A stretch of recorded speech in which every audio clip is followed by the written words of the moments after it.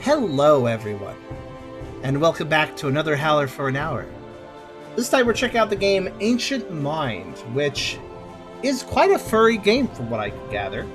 This describes itself as a puzzle action-adventure game about discovering the remains of an ancient civilization, explore dungeons, fight monsters, solve puzzles, and discover the truth about ancient mysteries. The main characters of this game appear to be very furry. I actually got reached out to by the dev a while back when his game was still in a demo form. They seem to be a furry themselves, and they reached out and asked if I wanted to check it out. And I was like, well, I don't really check out demos aside from Sage. So here's the title art of the characters, because I know this will probably appeal to some people if I put it on screen. They're cute. I like them. But the dev of this was trying to offer me the demo, and I was like, well, I don't really play demos, but I'd be interested in it later on when the game releases. I could check it out then. And they were like, yeah, cool, bet. And they actually did contact me later, dropped me a key, because this just came out within the last week. So we're going to check this one out. It basically seems to be a kind of furry Zelda-like game, though I guess we'll find out exactly what it's got in store for us. It looks like it has really nice artwork, pixel artwork, and yeah, foxes and stuff, you know? Anthro-foxes. So that's cool. Before I begin here, if you like the video, do think about giving it a like. If you haven't subscribed yet, you can think about doing that as well. But if you really want to help out, think about coming over to Twitch. We're trying to reach a partner over here, but need more viewers to do it. So if you want to come by, whether to lurk or talk, think about doing so, because it does make a big difference, and we'd honestly love to have you. We also have a pretty cool Discord community if you want to check that out. I have a Ko-fi link if you want to help directly monetize my content, and I have a merch store if you want to buy some cool stuff. Links in the description, and you can check them out at your leisure. We also have here, at least for a little bit before he has to go to work, Soul. Hello. Hey. He has actually played this game. He's interested in seeing what happens with me playing it. I'm sorry you can't catch the whole episode, but of course I'll be happy to recap my feelings for you later on the private Discord channel or such, or it's a server, or you can just watch the video back, of course, later too. But yeah, we also have Krasov's here, though I think that the V may have stepped away for the time being, so hopefully they're doing good. But let's go ahead and hop into this before we not waste no more of Soul's time. He has to go to work. I know, it's not all about you, but like I would like you here for part of it. Sounds nice. So let's start a new game. There's an extras menu with some interesting things. I'll look at that later. Also, guys, let me know if the volume's good. Long ago, the region of Cardulis was divided into 6 kingdoms, each ruled by a king.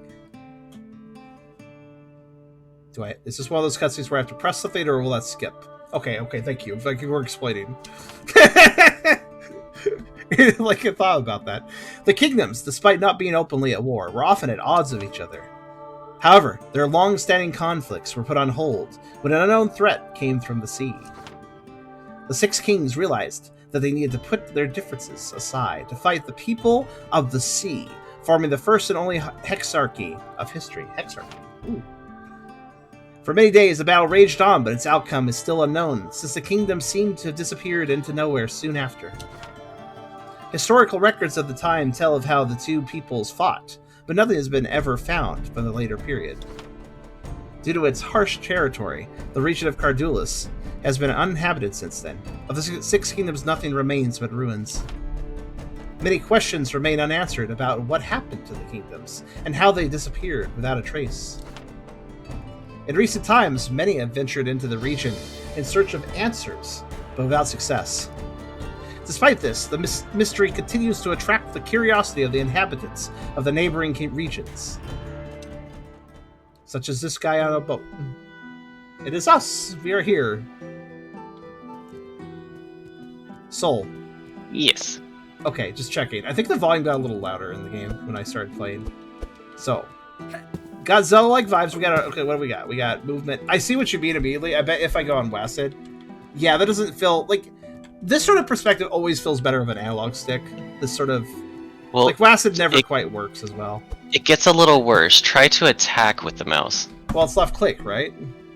Yes. Oh, it's directional. Yes. You have to have your mouse in the correct quadrant. Ooh, you gotta match your movements with your mouse. Like, I'm going up, move the mouse up. I'm going right, move the mouse. Oh. Like, yeah. Technically speaking, directional mouse swings isn't necessarily bad. Kind of lets you retreat and attack, for instance. But so in that, yeah. but at the same time, it does mean you have to pay extra mind to both your movement and your mouse position when you're attacking. So, yeah, I much prefer just hugging the analog stick and then attacking. Yeah. So to be fair, you won't reach it in an hour, but the second boss was actually a little bit easier using mouse controls. Huh. Oh, I can collide with walls if I roll into them. Also, I'm sweating profusely. It's cute. I don't know what the what water drops is either, though. It's if you roll too much, you start sweating. It appears, and it looks like after a bit, it might actually prevent me from. No, it doesn't look like it prevents me from rolling more. Okay. Oh, all right. This seems nice so far, though. I definitely have to say the Pixar of the main character was, as soon as I saw them, I was like, that's very cute. That's very cozy look. Oh. Definitely was. I don't know, they just look very floof. They look like very floofy. Got a floofy energy.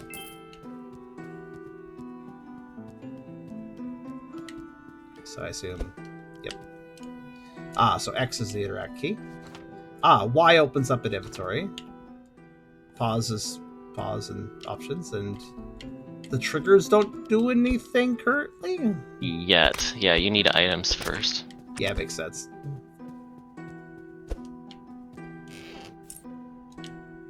Simple key. Can only be used once. That's very Zelda. So yeah, there's a lot of Zelda energy to this so far. Oh, there's even some direct references. Like, there's a specific monster. Or two. I see.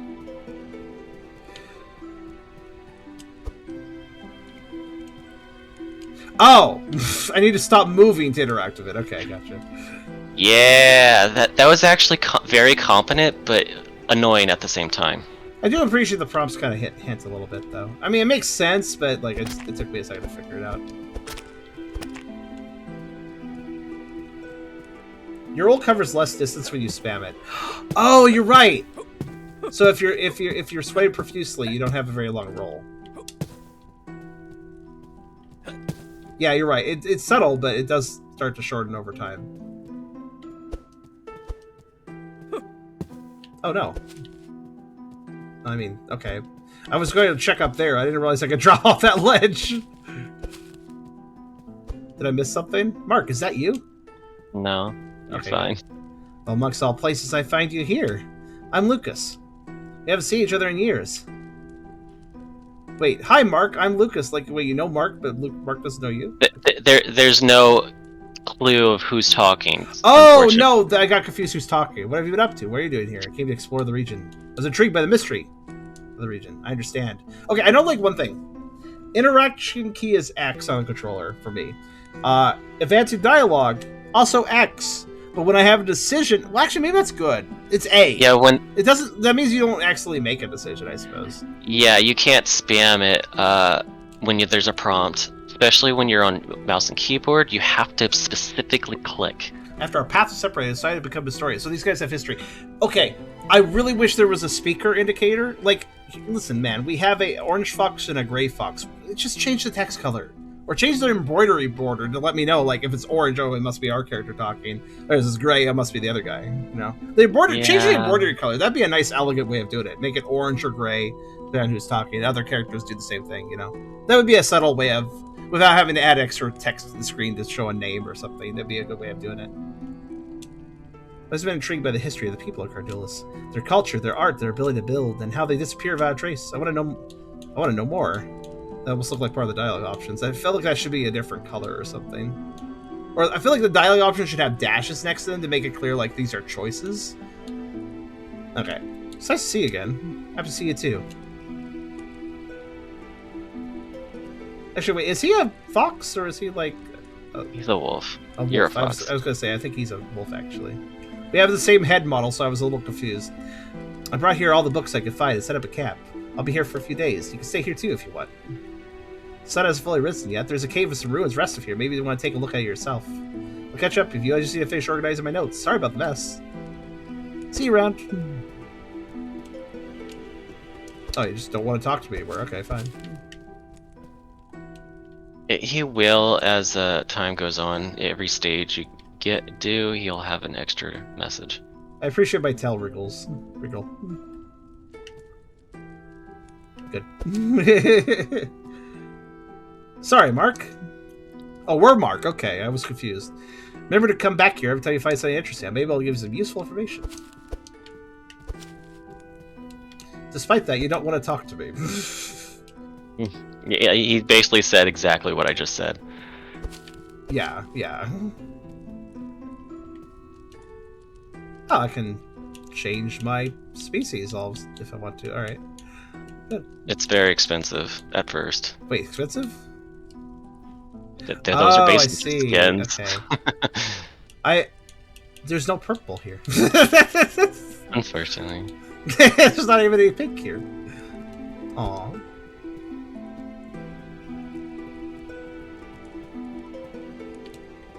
Okay, well. So that guy's named Lucas, okay. Oh, okay. So, oh, that's what you mean by stages. Okay, that's fine. They just didn't want to have a bunch of overworld traversal. I guess I can accept that. Yeah, well, there's a good and bad thing to that, but you'll have to find that yourself. It means it's quicker to get to like dungeons and stuff, but it also means that you don't have an open world to like find secrets in. It's kind of a this and that. Also, hello again, Christos. Hello. I want to ask something because there's something that came up. I might, Nekomodox might have an ink tail of sorts. Oh, yeah. But I need to ask, what is your lore for how the ink like exists? It's very Yokami inspired. That that's funny because Cairo was the one suggested. Cairo's working on Nekomodox, and he placed teal on the end of the tails, and I was kind of like, huh, because the teal in my Shadox is very specific. It's the eyes and the hip symbols, and I imply those areas to not be furred. Obviously, the eyes aren't furred, but the hip symbols portions, those are like bare skin. Because the idea is the teal sections of my Shadox, that is the color of my spiritual energy, and those are simply thinner membranes where the energy can glow from the inside out. So my eyes being a thin membrane, they glow with the teal energy. And my hip symbols are simply bare skin sections that also glow with the teal energy inside. So I like the idea of teal on the ends of the tails, but the thing is the tails were floofy. So that was teal fur, not teal membrane, right? And I debated that, and he pointed out that he was going for an Akami thing, the idea of like an ink. So I'm like, okay, I like a teal ink. And then I started wondering to myself, is it logical that a Shadox could take some of their energy and make sort of an ink with it? Because if so, that sounds kind of neat, but I have to debate if that's lore appropriate or not, basically. So I figured I'd see how Ink Docs work. So how does it work for Ink Docs? Or sorry, not Ink Docs. We don't have an Ink Docs. Ink Docs is a good idea, though. Maybe one day. Maybe one day. Yeah. But yeah, your ink fee. How's that ink produce? Yeah, it's just like this sort of magic stuff as well. It's kind of like a... Is it kind of just one of those things where it just ambiently always exists as sort of a damp ink that always is there? Never dries out, never disappears? Oh god.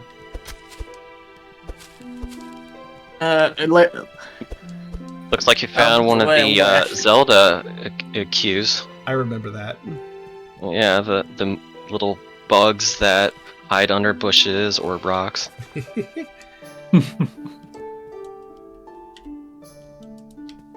I said to press back to see the map, the dungeon map, but it doesn't work. I assume I'm not in the dungeon yet. I think it's one of the back triggers for a controller. Oh, they said back, but there's literally a back button on the Xbox controller. It's technically the select button. Okay. Where am I, though? Unfortunately, you'll have to find the next item for that. Oh, okay, I need a compass still. Yeah. But yeah, so is that kind of how it works for the ink fee? Is just sort of a perpetual thing? Magical? You said magical, so I presume just something that's omnipresent. Yeah, unless you use it too much ink, and then it kind of like needs to regenerate. But so the supply can kind of dry up if you use it a bunch. Okay. That makes sense.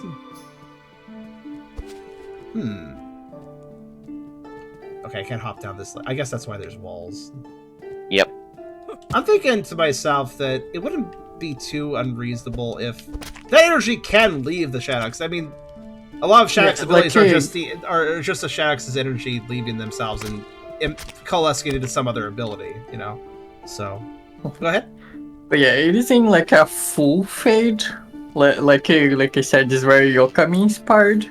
So you can still see a little bit of like the source is just way less. The source? Actually, I don't quite remember how Okami does it. It's been a while since I played it. I do remember that you do draw with the ink. I don't remember where the ink comes from. Is it like a supply you have to replenish with items or something? I can't remember. So it depends on the game. Okami, normal Okami is just a natural resource that you regain. Okay, but in Okami, then you actually don't regain. You need to use the items. I never did. I played Okami a long time ago. Never actually played Okami then. So that kind of makes sense though, because you're playing as little puppies. So yep, makes sense that just a little pup. Really, I should play that game. It's adorable looking.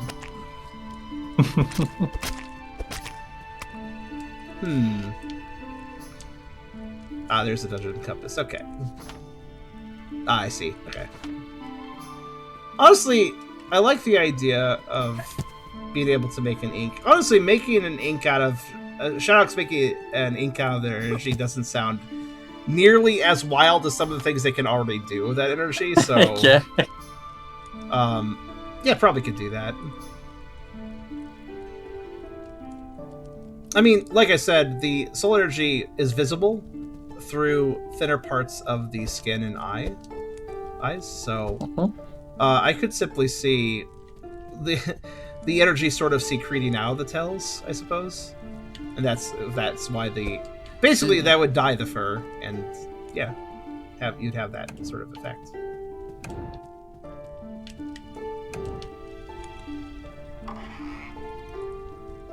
I immediately understood the puzzle. Yeah. Also, are there secrets, like secret walls and stuff? There are bombable walls, but no secret walls. Okay. But there are actual secrets, yes. Like in this specific stage, I have not figured out what that circle was on the bottom right. I'll try to figure that out then. There's lots of hints on the maps, but unfortunately, I read tablet I couldn't understand earlier. Maybe that tells you what that is. The foreign language one? So. The foreign what? The foreign language tablet I read. Oh, yeah, even though I'm halfway through the game, I have not figured out how to translate that. Oh, Soul Heart. Ow. Never mind, I lost it. It's just a binding of Isaac's Soul Heart, basically, yeah. Pretty much. Special key, okay. But yeah, the map actually has a fair bit of hints on it for puzzles. Unfortunately, sometimes you've already finished a puzzle. By the time you get the map? Yeah. That does sound logical that would happen, yeah. Sometimes illogical. This feels fine so far. It does play nice. I can't say that it's the first dungeon, so I don't expect too much out of it right off the bat. But wait till you find spiders. I mean, those kind of are. No, actual spiders that don't even sound like spiders, but actual spiders. I wonder what they sound like. Yeah, you'll have your moment. Ah, this is the thing you said you can figure out. Let's see. Well, you can get to it and solve some puzzle, but whatever the symbol meant, I have not figured out.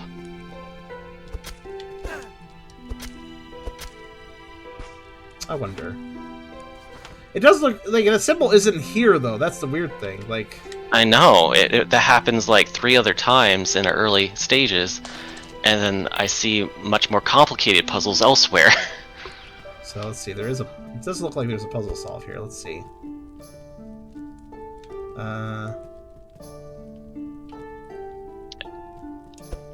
Do I need to come back with an item? Well, yes, there would be something to spread fire. That's what I need then, right? I already tried that. Oh, that's not what you need? Okay. So you haven't. I don't. You said yeah, you solved. I've tried. You said you solved this, right? No. Oh, you haven't? Okay. No. You open the chest and that's it. That was the puzzle to move the blocks. Yeah, but the torches Because are this clearly... is the early. These are yeah, very I sus know. torches, though. I'll find out once I get even further in the game. Because I guess for the side of it, it looks like it does want you to revisit stages with new items and stuff. Yeah, you do come back to stages to get stuff you missed, but you'll have to find out why that's not so nice. Because revisiting stages means bumbling through an entire dungeon again just to get back to something you can now interact with. Well, you got 90% of it, yeah. I'm Alright. I've done the. I want to remind you, I've been a professional streamer for over 7 years now. I can make a few predictions at this point. Yeah, I'm sorry. I just had to be a little vindictive there, though. I'm looking at this one map, and this is the very first map, so very first dungeon. I imagine it's a bit simpler than some of the other dungeons. This is already kind of tedious to walk through again. If I were having to walk through it, I could observe that. So, like, yeah. So, a tiny spoiler. Sometimes, in the mid stages, not that you'll reach in the review, there's side entrances and side exits. Oh, I just realized I need to go down.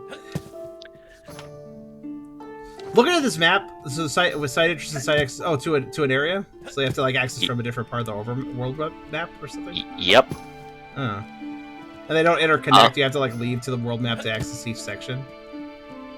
No, it's from another stage. Whenever that, it's an alternate entrance. I'm not sure. I mean, interconnectivity can be interesting sometimes. I reminded of some examples in Pokemon Gold and Silver to randomly mention, like where I was like, "Oh my god, I'm back here because of that other." Like that's cool.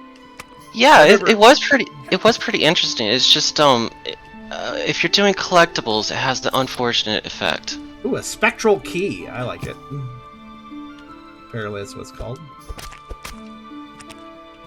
Yeah, I don't know. It sounds a little... It sounds like this game might have a problem with pacing, then. Oh, well, it's actually pretty decent. Some of the stages are actually pretty small, but a little complex. Mm-hmm. This map is completely functional, by the way. I have no problems with it. It's just pull the first lever and the third one. That's not even a puzzle. Oh, I see. The first level must be preceded by the second one. Wait, what does preceded mean? I forgot what that word means. Go before. First lever must be before the second. Okay, so 1, 3, 2 is what I know so far. 1, 3, 2, and is there more over here? Let's see. Second lever must be preceded by the fourth one. So 1, 3, 4, 2. Okay. Or 2, 1, 3. What? Just go try. Maybe I misread that. What was the... Okay, let's see. Second lever must... So the fourth one has to come before the second one. Mm-hmm. And the first one has to... Oh, a second one... Okay, so it's 2, 4, 1, 3. Yeah. Yeah, there you go. I see. I missed... Sorry, the word usage of preceded confuses my brain. It's okay. It's an easy enough puzzle, though. Wait. What? Wait, what? Yeah. 2, Wait. 4, 1, 3. I'm gonna reread everything now. Yeah, first lever, then the third one. So 1 and 3 is that's the order, and then second lever must be preceded by the fourth one. So 4 before 2. First lever must be preceded by the second one. So 2 before 1. Oh, 4213. Oh, was I doing it? Oh, right.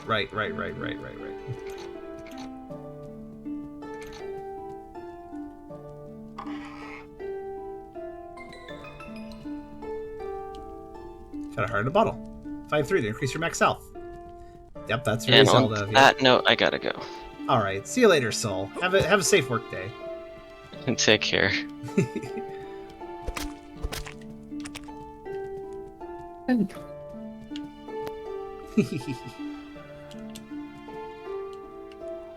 Just you and me now, Chrysos. I'm wondering though. Shadow's the idea of spectral ink. That might actually make a lot of sense for Nekomadox too, because they have more energy to work with, to put it simply, than Shadoxes do. So, oh, that was wait, was that a shortcut? I opened a shortcut. Okay, fair enough. So them basically extracting some of that energy out of their body to have like that would be fine. It's not really a waste or anything when they have more to work with. Their body is very efficient, by the way. That's part of the reason they have more to work with.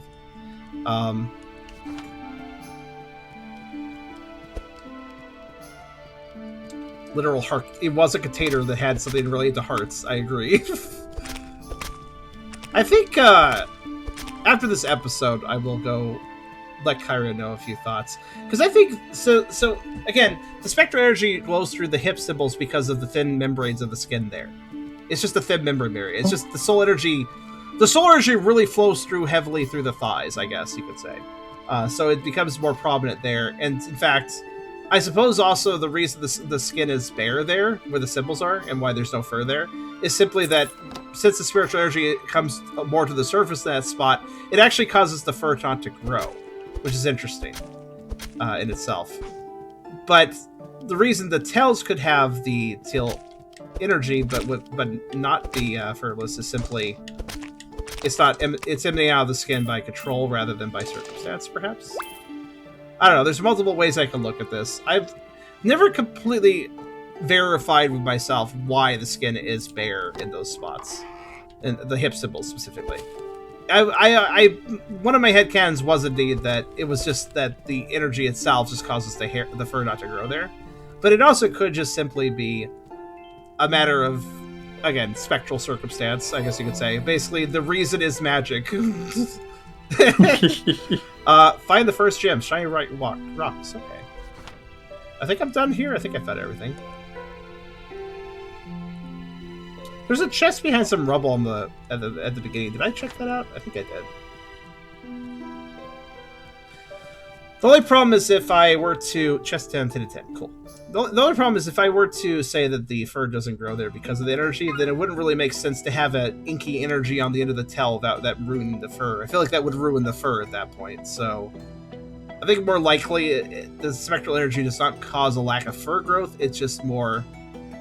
That is where the skin is thin, just incidentally, where that is on the hips. So that would allow the ink to exist without causing hair loss, basically. So it looks like I could have gone to new places, but I also can go back here. So, hi. Sorry, Mark. I just realized I haven't asked you. How'd you get here? I came by boat. Yes, I should have imagined. I assumed you moored it by the coast nearby. I asked someone I know to bring me here. They should be back in a few days. I'll hope I gather enough material by then. Remember to come back to the campsite every once in a while. If you just want to have a chat. Are you actually willing to chat with me? Well, not anymore, apparently. Only a little bit here and there. I'm not that social. Oh, so hello, Ginsel. And also fair. Also fair.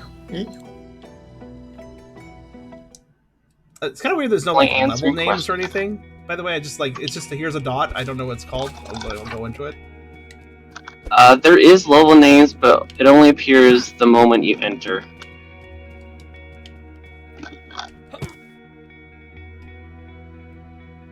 That's annoying.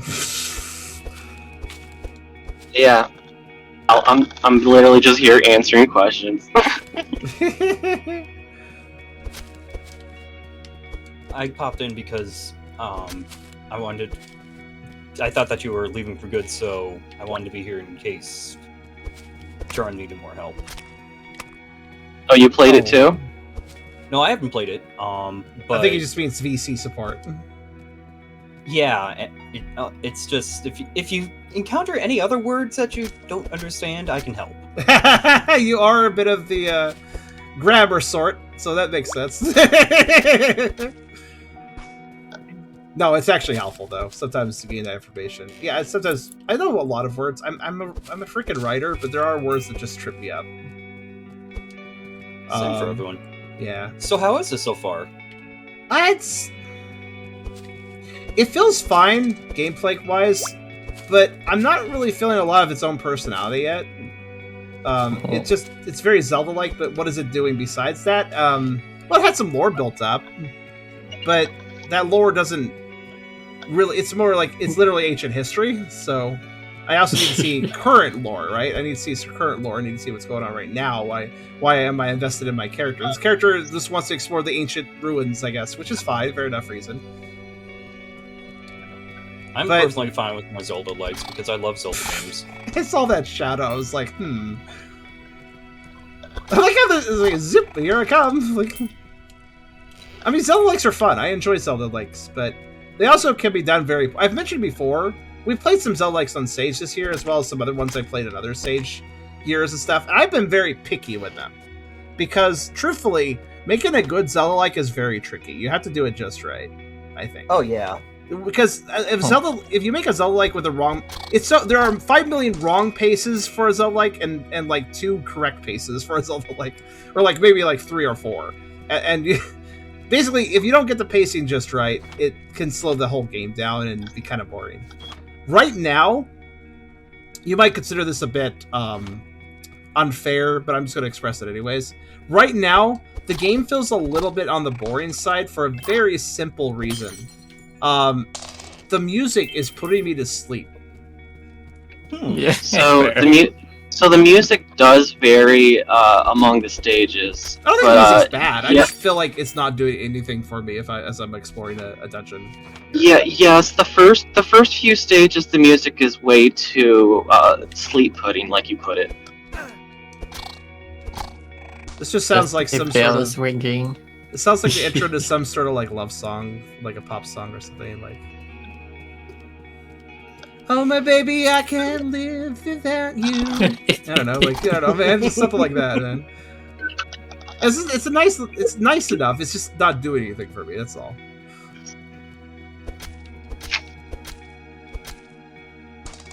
I see your hearts are just 1 hit point instead of being segmented. Yeah, I noticed that too. Also, yeah, that's a hookshot situation. So there's our first example of you must backtrack for this. At least the map does indicate. Though I might get the ability right here if I'm lucky. We'll see. Actually, it looks like I might because there's sure a lot of uses of it right here. Why did it zoom in? Why did it zoom in? Wait a minute, it zoomed in. Oh. Are you going downstairs? Oh, I just noticed that. So elevation. I don't know if I know what they're trying to do with that, but I don't like it. I'll put it that way. Like I get, oh yeah, I'm going upstairs, so the camera zooms in. And then when I go downstairs, it zooms out. Like I understand the concept, but also I like having visibility on my character that kind of makes sense from area to area. Ooh, yeah. So you're going to hate 2 stages then, because they're very light-based. Well, light puzzles are one thing, but zooming the camera in, like, I just have less visibility on the enemies and stuff, and it doesn't even feel like a mechanic. Like, a dark room where I can't see the enemies, fair enough. Camera dynamically zooming in and I can't see the enemies, that doesn't feel nearly as fair. Like, it just feels like a weird sort of out-of-game circumstance that means I can't see the enemy. Now, granted, that zoom in wasn't ridiculous. Oh, hello. Okay. That zoom in wasn't ridiculous, but it still did hurt my visibility, and for no real apparent reason besides... Again, it's not really an effect that really makes sense in my opinion. Like, okay, why does the camera zoom in if I go upstairs? I don't... It also zooms in when I go in this room. That makes a little more sense because this room is small, and presumably a puzzle room, not a combat room, so it's okay if it zooms in here. I don't mind that, but... Bless you. Thank you. There's the hook shot, sort of. Press Y open inventory inside is the right beat or home. Home. Okay. You can also pull. Okay, pulls objects as well as let me grapple. Okay. So let's see here. Oh, there it is. Yeah. And if I open this button, yeah. So right button or home. What do they mean by home? Start. Yeah. Like, aside to start, aside to my pause menu, that doesn't make any sense. Oh, sorry. Select. So it might. Yeah, and it might be trying to consider a PlayStation setup instead. Well, well, it does say RB. I'm just wondering, like, it's fine that it's assigned RB that works, but I'm just like wondering what else can I assign it to? Like, can I put it on any other keys? Oh, here we go. Oh, I had to write. Oh, it wasn't a case of pressing the. Oh, okay. So I thought I could just press the key to assign it to. No, our right trigger or right button. But to do that, I don't press those buttons on the item. I hit A. I have to hit A, and then select which I put it on. Which, why doesn't it just react to me pressing RB or L or RL on, or T on it like that? So pressing the trigger should also cause it to work. But all right, whatever. you will have many items, and once you equip it to the trigger, then you can use the trigger from the inventory menu. Oh. So that hotkey I'm talking about will exist later, but not right now? No, you should be able to use it right now. You equipped it. No, what I'm trying to say is that if I hit A on the grappling hook, it asks me, all right, which slot would you like to equip it to? Equip 1 or equip 2? Equip 1 is the right button on the triggers, and equip 2 is the right trigger. If you're on an Xbox controller, if you're not on an Xbox controller, what I'm basically saying is, do you want to put it on R1 or do you want to put it on R2? That's basically what it's asking.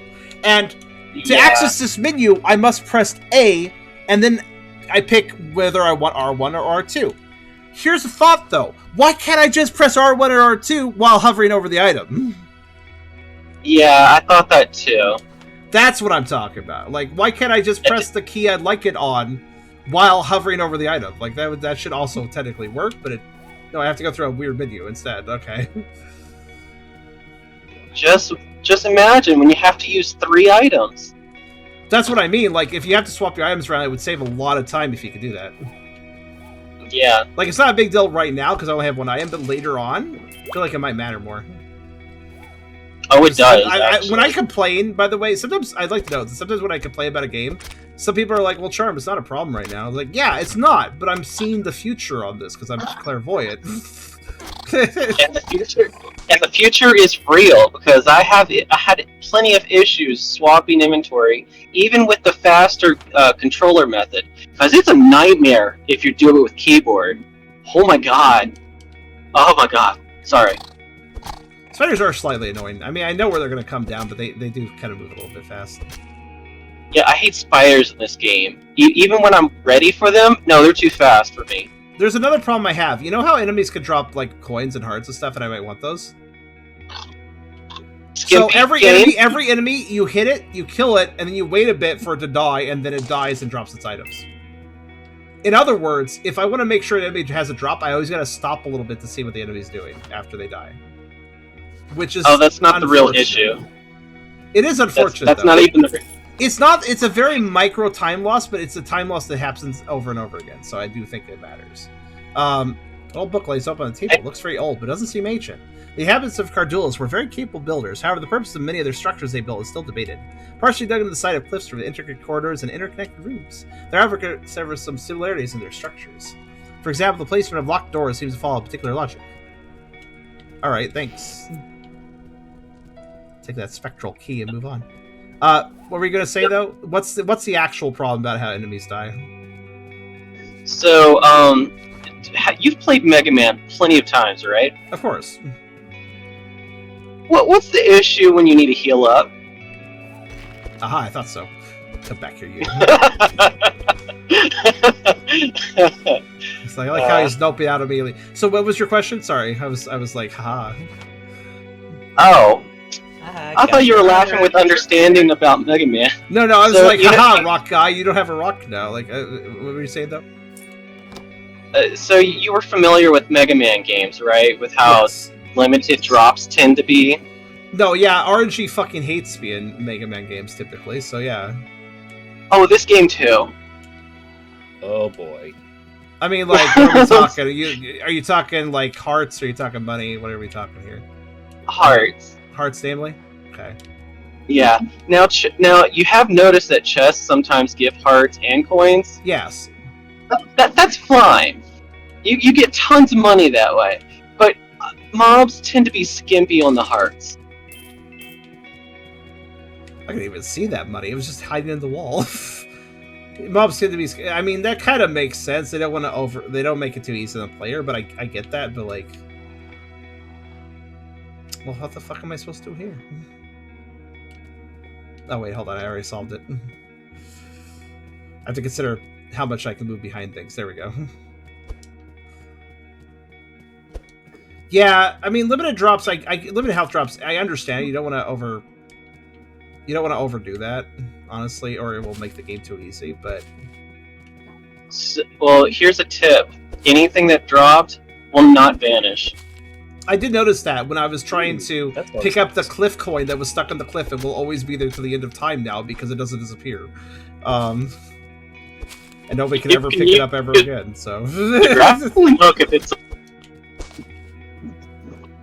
Oh, I think reception dropped a little bit there. Little context: he's traveling to work right now. By the way, be safe when you're driving and talking. It's okay to do so, but you guys. I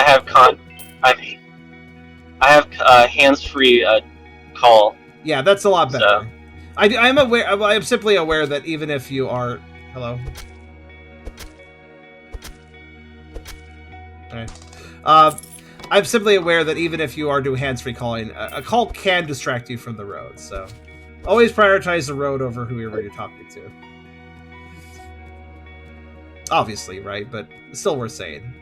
Plus, I'm doing a stream, so doing a random PSA for anybody watching is always a good idea. Brownie. Brownie? I want a brownie. Well, you got the point, I guess. The point? I don't know what the point is. The point is brownies? I like brownies. Okay, I was making a pun. Brownie points. Oh, I see. Oh. I remember that term. Sorry, I was distracted by you mentioning brownies. Nom nom nom. Let's see here. Yamhead said, by the way, Yamhead, I'm curious about something. Actually, I'm just going to read the chat for a second. Hold on.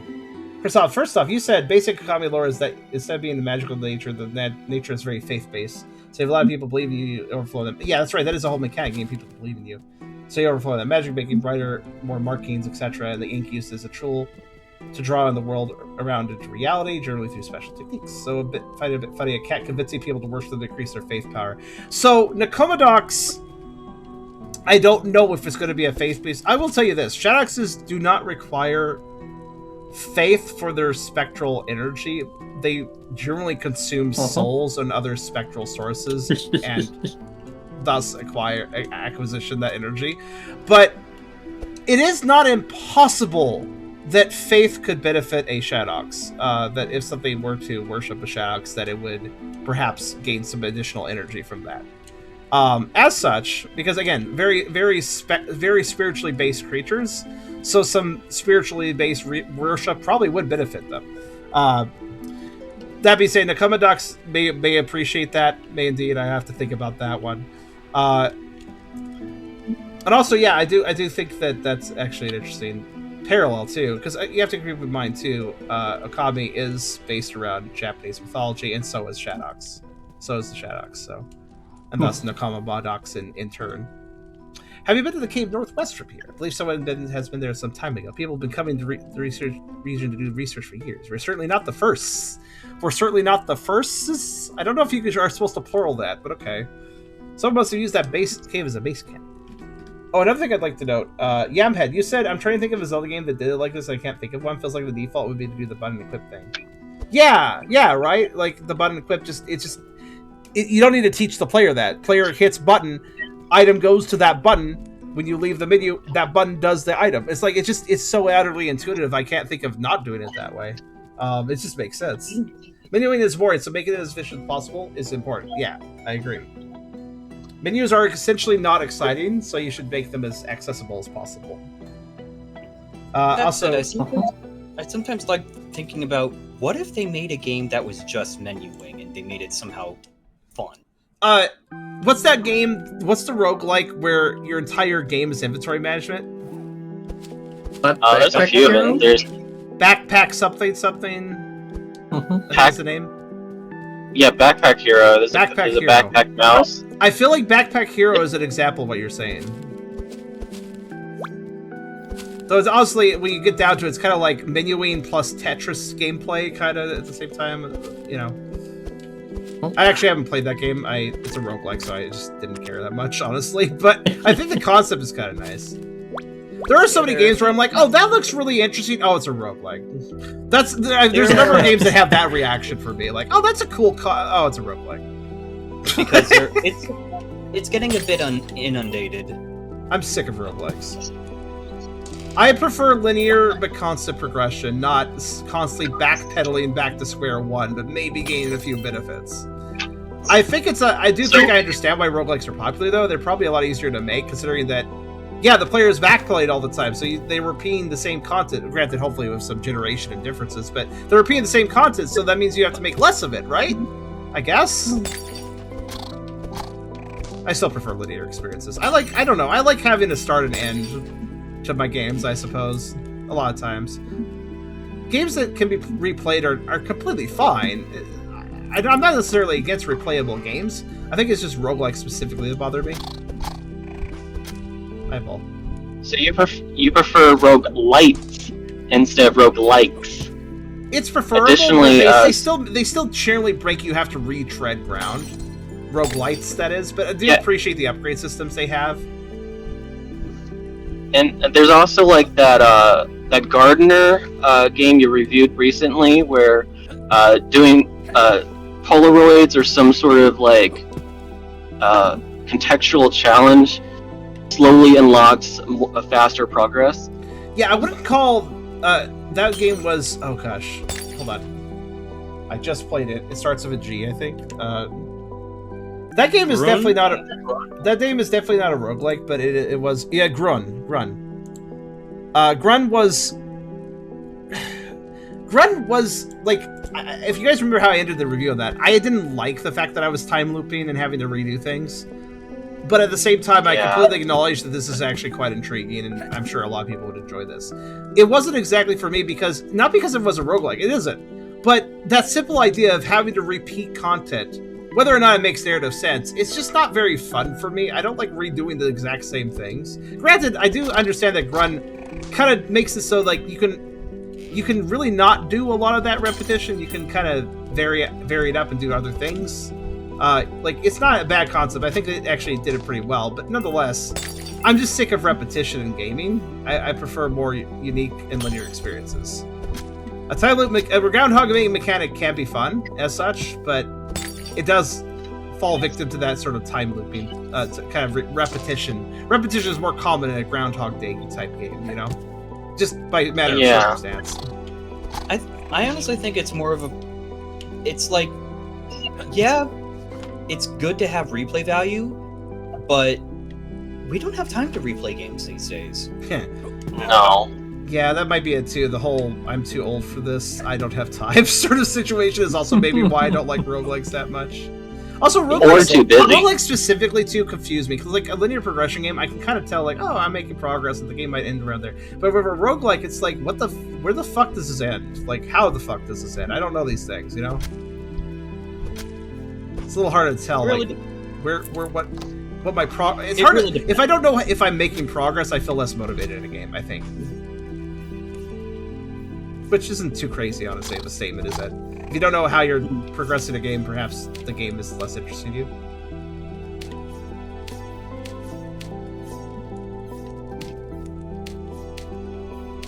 Oh, I'm stupid. I see.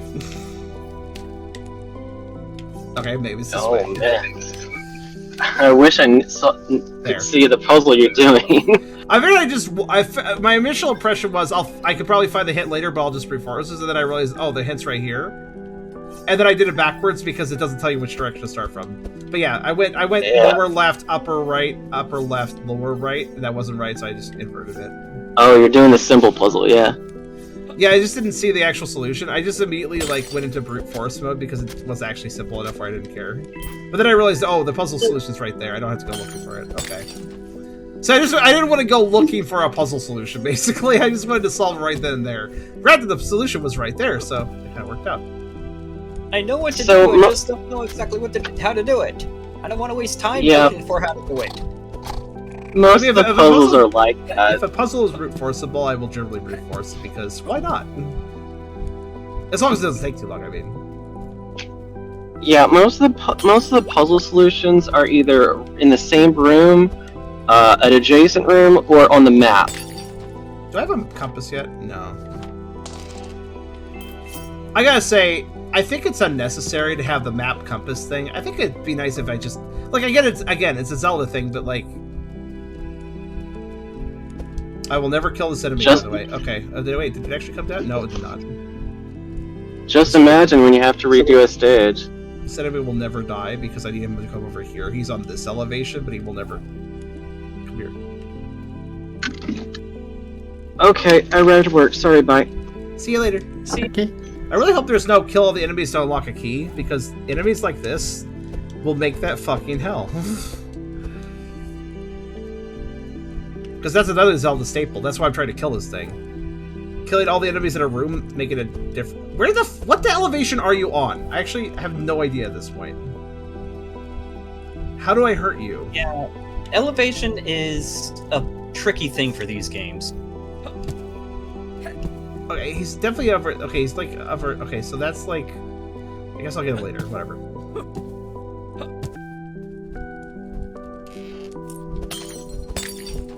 I'm very meh on the level design right now.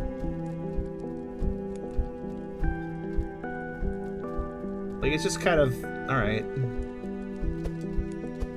Level design is hard. Oh, there he is. I guess he was, but if he floats, weird. So, if he floats over here, I can't hit him, despite technically he's on the right elevation for me to hit him. It's just if he's not over the platform I'm on, I can't strike him. To put it simply.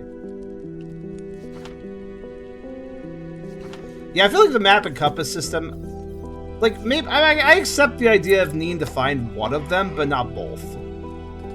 I never really honestly, even in actual Zelda titles, I was fine with the idea of picking up a map, but I always thought it was really stupid how, here's a map, I can see the dungeon. Now here's a compass, now I can see where I'm on the dungeon. That just seems like an unnecessary, tedious step, in my opinion. So I think the map and compass should just be combined into one item, and you got the map, you can see where you're at on it too. Woo. Torch. Light it next to fire, use it to light up dark places, set certain things to fire. Okay.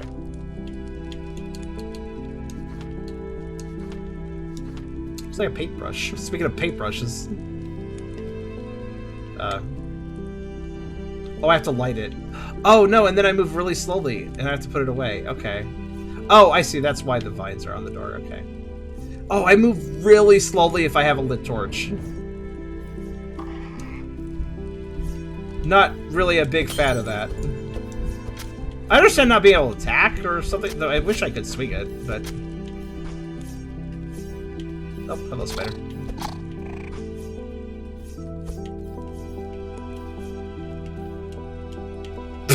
The prompt is so small! Okay. Paper is old and damaged. There's a map of a sanctuary drawn in charcoal in the middle of the page. Some doors are marked with a red cross in a seemingly random manner. Okay, mysterious but not helpful. Got it.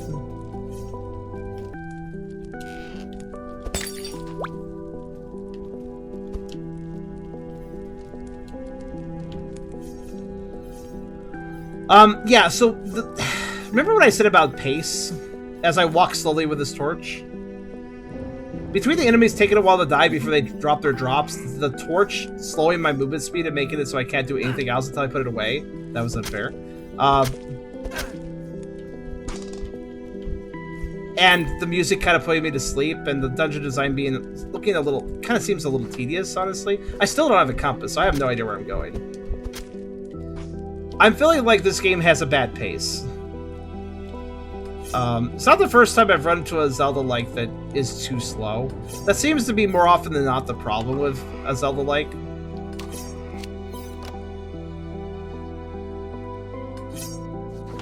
I can infer where I'm at. Actually, I do know where I'm at. I'm going towards the gym right now. Yeah, well, it's fine. I'll just keep going this way. Why not?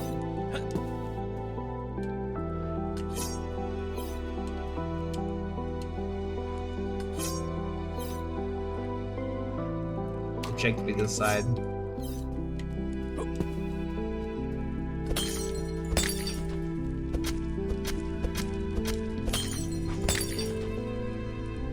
Oh, I actually can't go forward anymore. Alright, fine. But yeah, I know where I'm at technically now. It's just... yeah, okay. Let's have a bit of a wander. Here's another annoying thing.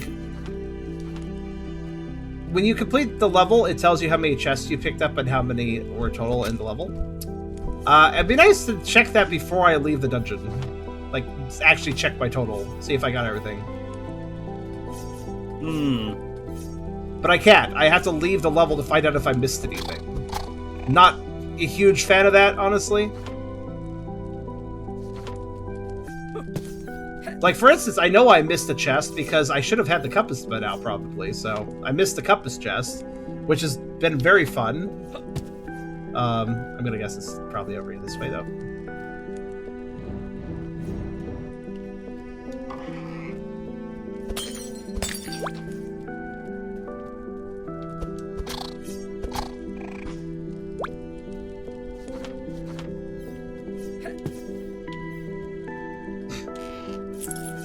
Well, I mean, he's going to be under all these spikes, apparently. I mean, if you're good at paying attention, you can figure out where you're at, so... Ah, okay, so we have a come back here later room. Again, look at this, though. That room, to put it in perspective, is the room upper right corner. That's the room right next to that little compass north arrow thing that's, like, at the top there. That room requires me to come back with arrows. So look at the entrance for a second here. This means that to backtrack to that arrow room to get that item, the Harkitator, I'll have to return the stage of arrows and go. Watch my arrow.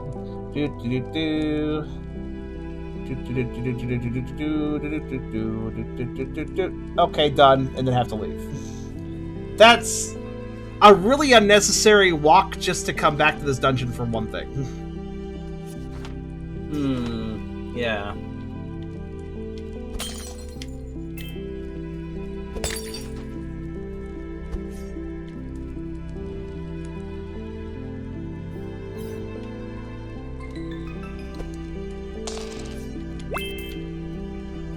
That is what, honestly, that feels like the definition of padding to me.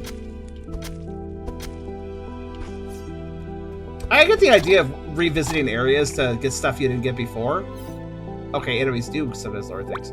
That's not a bad concept, but it has to be enjoyable. Yeah, coming back has to be an enjoyable process. This just seems like a bit of tedium. Where the fuck is the compass?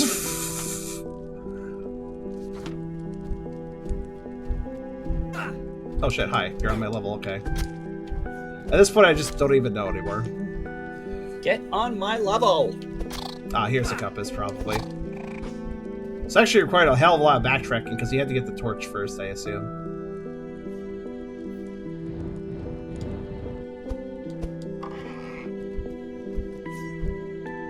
Thank you. The question is, did I miss anything at this point? I don't know. I'll backtrack a little more in case there are any more vine doors. Yep, there are.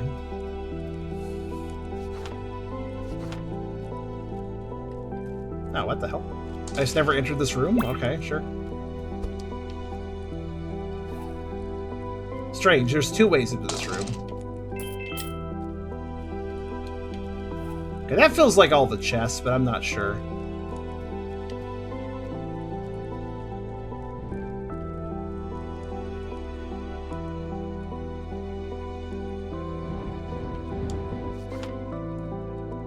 I feel like it's probably everything. Aside from, of course, Adam I can't get, which I guess will just hurt my total regardless thinking about it.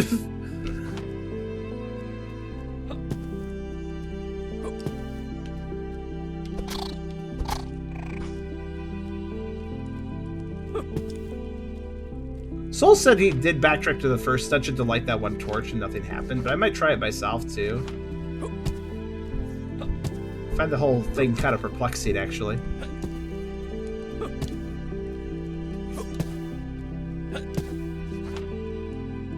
Wait a minute. Oh, I see. Okay. I went the wrong way. Some of those items save, some don't. So if an upgrade like a heart bottle saves, like if the item spit for an upgrade, nope. Saves? Wonder what he means by that. It's like an item for an upgrade, it doesn't.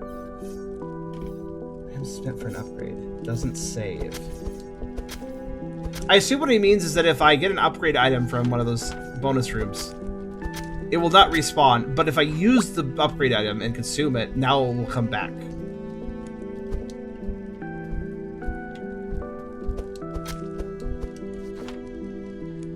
I presume that's what he means.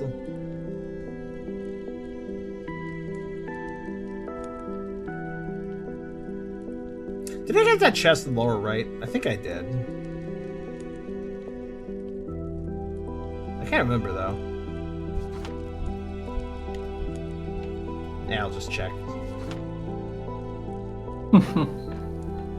It's a bit of a walk, but...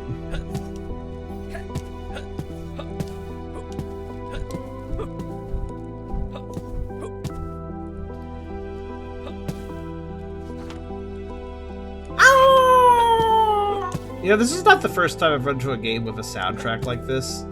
Specifically...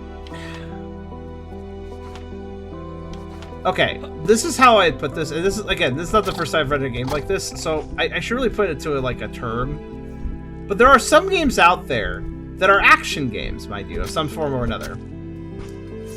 And their soundtrack is the most depressing shit ever. And it's like, game, do you want me to feel bad or do you want me to play the game? Like do you want me to feel, like, sad? Like, oh my god, there's so many horrible things, sadness, Ancient Ruins, aw, sad. Or do you want me to be like, heck yeah, I'm actually playing a dungeon and fighting things? Like, what do you want? Because right now, I'm not really feeling the latter energy, I'm feeling the former. It's weird, though. This isn't the first game that's done that, where the music, I'm not saying the music's bad, I'm just saying the tone of it is just so off. It feels like I'm in a cutscene where a character just died. That's what it feels like. I feel like I'm supposed to have an emotional moment or something, or just feel bad about something that happened in game. Not, but that's like the entire energy of, like, all these Dungeons tracks, pretty much. Well, this one specifically. The other tracks were a little more chipper, but still very, like, ridiculously laid back. The music does change in other stages. I imagine. Ow.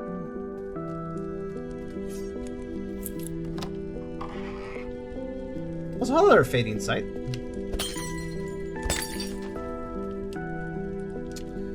What do you mean I'm going to need a special? I thought I got everything. Wait, hold on. One thing that's also deceptively annoying is that when you go through doors, there's no transition whatsoever. That technically saves time. I'm not necessarily saying that's bad. But I will say that the enemies are immediately active as well. So sometimes I go through a door and immediately collide with an enemy.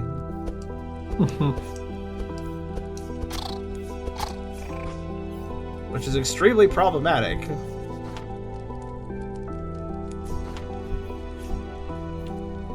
Like there, for instance. That's kind of close. I've seen closer enemies, though. Oh god. Could you not move like you're drunk? like, my god, these guys. I don't want to move into them. That might be dangerous. Oh, you piece of shit. You piece of shit. Oh god. Oh god. Oh, no, it's fine. It's fine. Oh, I got really upset. Also, yeah, I see what you're All doing. the way around. But you see why I'm like, god damn it, because I just... Wait, it really is all the way around, isn't it? Okay, it's not too bad, but... No, why I say you piece of shit? Because I just realized all of a sudden, like... You need to grab a torch here. Okay. Oh, well. No, that's fine. Make me walk really far with a slow torch. That sounds great. That's a great idea. Seriously, why do they... Dev, you seem to have a really confusing pace of your game. And it's intentional. Look at this walking speed. They want me to slow down when I'm holding the torch. They want this to be slower. They want enemies to die more slowly and have this longer death animation and stuff. But I don't understand why. Like, why are you making the game's speed so slow? I don't understand. Okay, I figured it's probably one of the crisscrosses. Alright.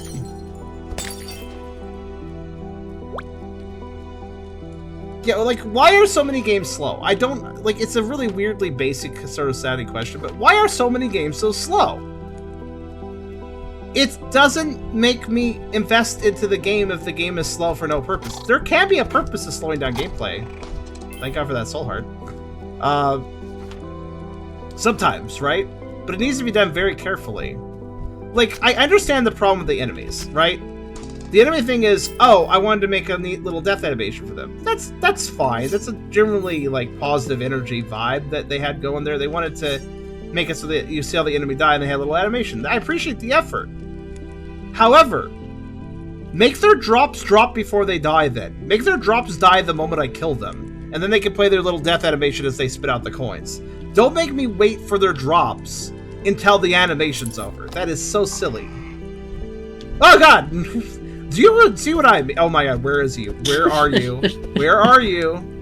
You better not be right there. Okay, there you go. Jump scare.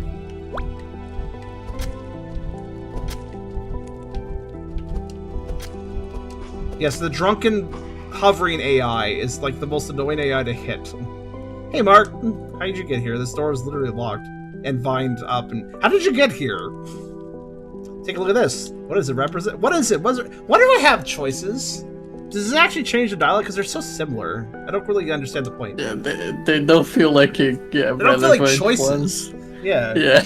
Let's just figure the middle inside the circle. The people of Cardulis use different shapes to represent deities. This belief probably represents some kind of ritual or deity. Okay, maybe I have a choice here. Sorry. The people of Cardulis believe different deities were the protectors of different arts or crafts. Oh, they like to do arts and crafts? I like arts and crafts. Although I don't know what this one might be. Maybe I can figure it out with some more research. I'll head back to the camp now. They have some information on the books I brought here. Meet me there. Characters are also a bit boring to me. Well, we're a silent protagonist, so you know, whatever. Oh, I'm wrong. It does actually tell me how many chests I have before I end the stage. Okay. Never mind, I was wrong. So where's the little bullshit grass bug that takes out my last hit point right before I get to the end? Okay, never mind. I expected one. But there is one thing of note. There's an item here we didn't get because we need an item for later. That doesn't count as a chest item, apparently. Which makes me think about something. Uh-oh. I'm right. So is this one of the other things you're noted, Soul? Here's the thing, guys. I got everything in this stage. There's something I need to come back for in this stage. You notice how you can't tell the difference between this? Look. There's nothing here. There's nothing. There's no visual indicator that I still have stuff to pick up in this level. If you don't remember where you have found stuff that you need to pick up again, then you must backtrack through everything to find out. If you don't remember which stage you're missing an item, it's tough shit. Time to revisit all the stages and double check.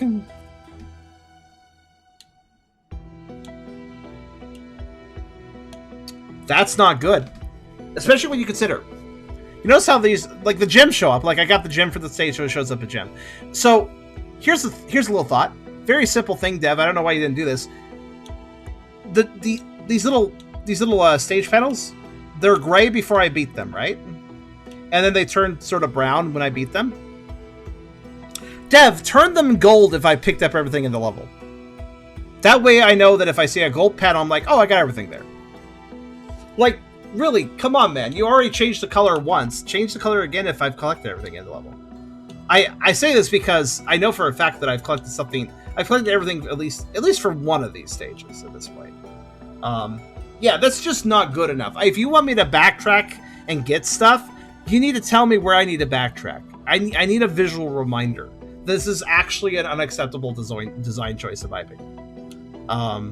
Because I have to just remember Sanctuary of the Glades. Gotta go back there when I have a bow. Also, another weird thing. I don't know if you guys noticed this too. You notice how we have names? Caves of the Southeast Forest, the Southeast Forest, Sanctuary of the Glades. So these levels do have names that I do not get to see until I've beaten the stage. So I don't get to know what stage I'm going into. I get to know what stage I'm leaving. That's kind of weird, isn't it?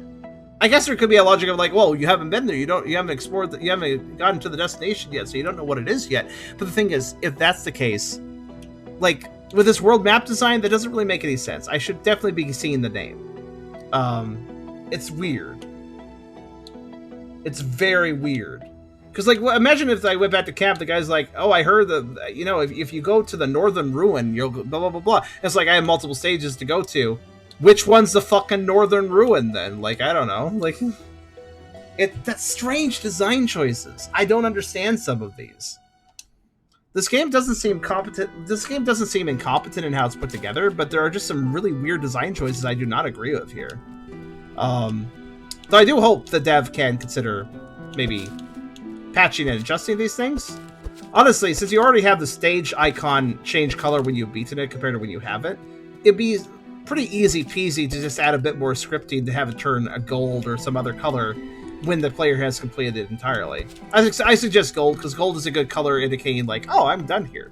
Like, but also torch slowness does not seem to have a point. I don't know why you'd slow down the player's move with the torch. That just is unfriendly. Because again, look how much slower this is. Watch, and then I put it away, and now I'm moving this speed. I even think the basic walking speed just right now is kind of a little bit slow, so the torch is unbearable. I think the figure we saw in the Sanctuary could be Artem, patron of architecture. The Cardulians believe different deities were protectors of different arts and crafts. They also associated with specific shapes. In the case of Artem, it was a circle, like we saw in the inscription. Maybe they built that sanctuary to honor him. Won't hide the fact that sometimes I leave the camp just to take a walk, without even thinking about my research. It helps me keep my mind clear. I'm going to say this, by the way. You know how I've played about some games where the dev is too in love with their own lore, and then they just throw reams of text at you and a bunch of names, and it gets really annoying because it's like, I'm not invested. You seem to think I am invested. I am not invested. You need to invest me first. Show, don't tell, you know? This game is not having that problem. I am not calling this game out for that problem. But I do think the game's lore still suffers. I do not think the game is throwing too much text to me. I think the text balance is actually pretty okay. But I don't know why I'm here on this island. I don't know why Mark is here on this island. The lore I've received isn't very interesting. I don't feel like I don't feel like it's boring the hell out of me and is like in my way, and I'm like, I wish it would stop talking so I could go back to gameplay. I'm not having that problem with this game, so I commend them on that. It's really easy to over lore dump as a dev, I think. So I don't think this game is over lore dumping, but I do think the lore it is sharing is very generic and kind of yeah. I think it's being the dialogue's being paced well enough, but I'm just not really caring, you know? That's the problem. It feels a little irrelevant at the moment. Yeah, it doesn't help that I don't mind that we have a silent protagonist, but as far as I can tell, there was once an ancient kingdom. Then they all died. And we, are traveling there because we want to study it or something. And that's a fine baseline, but like we don't really, I'm not invested in our own character, you know? Our character is here to look at ruins. Okay, fine, but like why are we risking our lives fighting monsters and stuff, and like what is our goal? What besides just I want to explore ruins, what is our actual goal? Do we have a reason? Are we trying to seek fame and fortune? Are we trying to get money together because we have a sick sister or something? Like, do we have a motivation? Because I don't see one, really. I just see, I want to look at the ruins, which doesn't seem like enough of a motivation. Yeah, who's our character? Just some guy on a boat that traveled on a boat and got here and wants to look at ruins and doesn't talk, so we can't learn much more about him. Now, granted, Silent Protagonist can be great, but, like, look at Link, since we're playing Zelda-Like. Look at Link. I really like Link, especially from Wind Waker and Phantom Hourglass. Toon Link. Amazingly expressive character. You can figure out his motivations really easily, even though he never says a word. I love him. Best Link, in my opinion. An empty bookshelf, yay. An ordinary bookshelf, yay. A bookshelf full of old books, yay. Old books and cobwebs, yay. There's nothing interesting here. Some dusty old book. Why is there just enough differences that I want to check each one, but not enough differences to make it interesting? God damn it. These books haven't touched in a very long time. Also, it's like Slay has been engraved on the back. The second lever is, oh my god! You're making me look at millions of ordinary bookshelves that have nothing on them to find puzzle hits. I feel like the dev doesn't know how to pace this game at all. I feel like they have intentionally and voluntarily added tedium and thought that was good game design. That's what I feel like. They added tedium intentionally, thinking it was a good pacing, thinking it was good game design. It's unfortunate because I can see a genuine effort here. I don't think this was like malicious design. That doesn't at all give me that impression. It just feels like they thought this was fun. They thought this was a good puzzle. They thought this was interesting, etc. And maybe, you know, for some people, or maybe for them, maybe for some others, it feels good. But yeah, it as a general player experience, I wouldn't say it was very good, unfortunately. Second lever is the first one. Could you guys write this down? I'm going to forget each one of these by the time I find the next one. Going through these bookshelves. So could somebody just, like, write that down?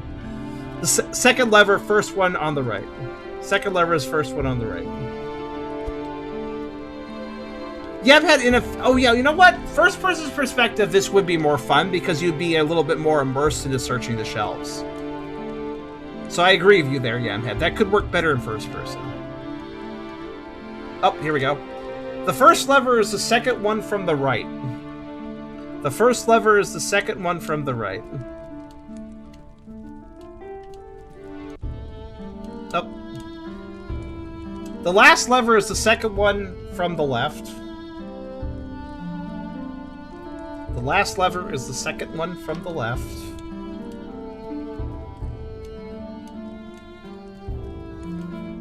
There's so many bookshelves.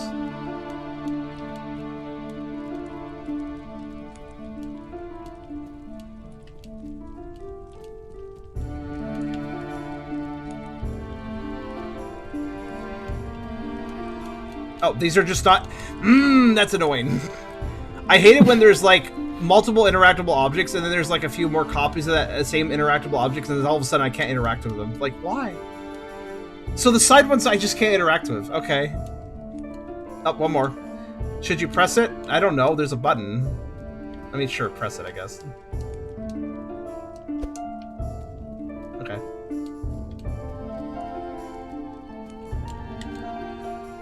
He specifically coded the ones that are either north or south facing to be interactable, nothing else. That's interesting.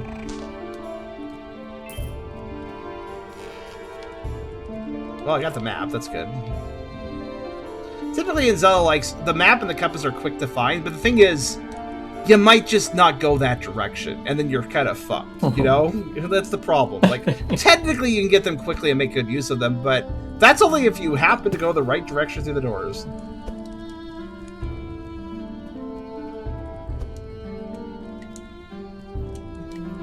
So we got 3 puzzle hints. I don't know if there was supposed to be 4, but I don't really give a shit. It's fine. Actually, 3 is probably enough to solve it. I probably can brute force it, honestly. You sound like you've kind of given up on this. It's a I like the foxy characters. I think the furs and the wolf, you know, I think that's cool. I still don't understand how you're getting in here, but you know. Oh, hey, Mark. Oh, hi, Mark. This place is incredible. If only hadn't been abandoned for so long. Look at these old bookcases. Most of these books are written in English language, but some are written in our language. Why do you think that is? See, the plot is, it's not over speaking, but it's like, wow, ancient books. Some of them are in an ancient language, but some of them are in our language. Wow, like I don't like. Okay, like, why do you think that is? Because there can be books of multiple languages on a bookshelf, Mark. Wait, I'm not Mark. You're Lucas. Lucas.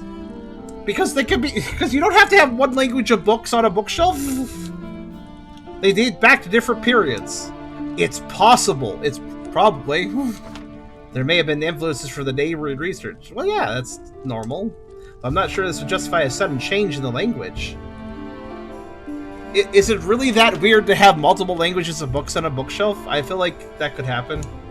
You think our ancestors may have visited this land long ago? Even before the people of the sea arrived? I want to have a better look. By the way, who are the people of the sea? I thought we were the people of the sea at first, but there's not really much explanation of that, so... Hold on, I need to check that for a lover secret. Okay, never mind.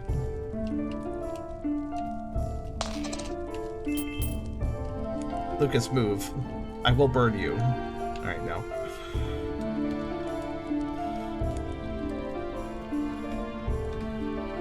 Nice, but not interesting enough. The answer, I appreciate the control.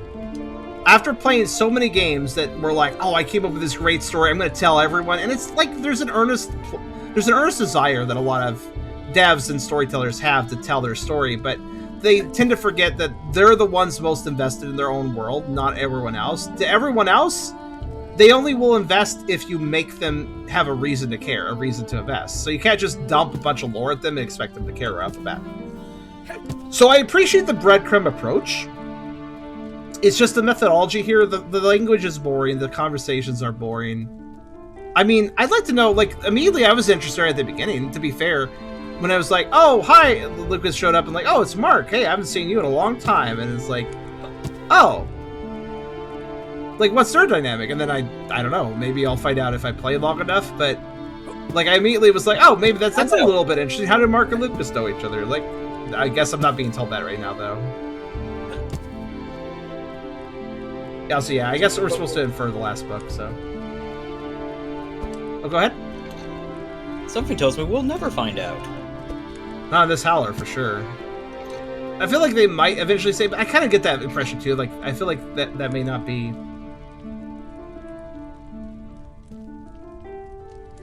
AJ's order was not correct. What were the, Oh, fuck it, I don't... First lever is second one from the right. Okay, well, I'll start with that one. Okay, cool. I'll just reforce it down. Yep. F1.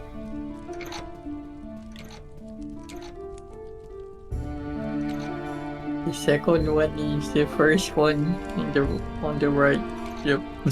But yeah. Oh, it is? So it's 3-4? Okay. That narrows it down.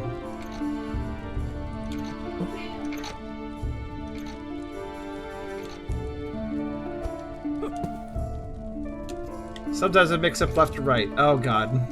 I like how it's always the people wanting to help me with directional puzzles are also the people that say, I forgot what east was. Like, it's always the people that have trouble with directions that try to give me directions.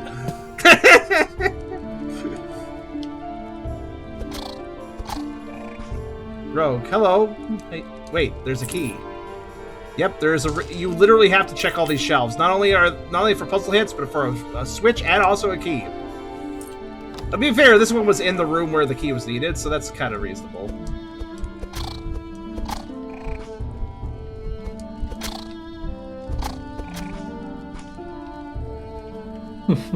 Okay. Oh, up.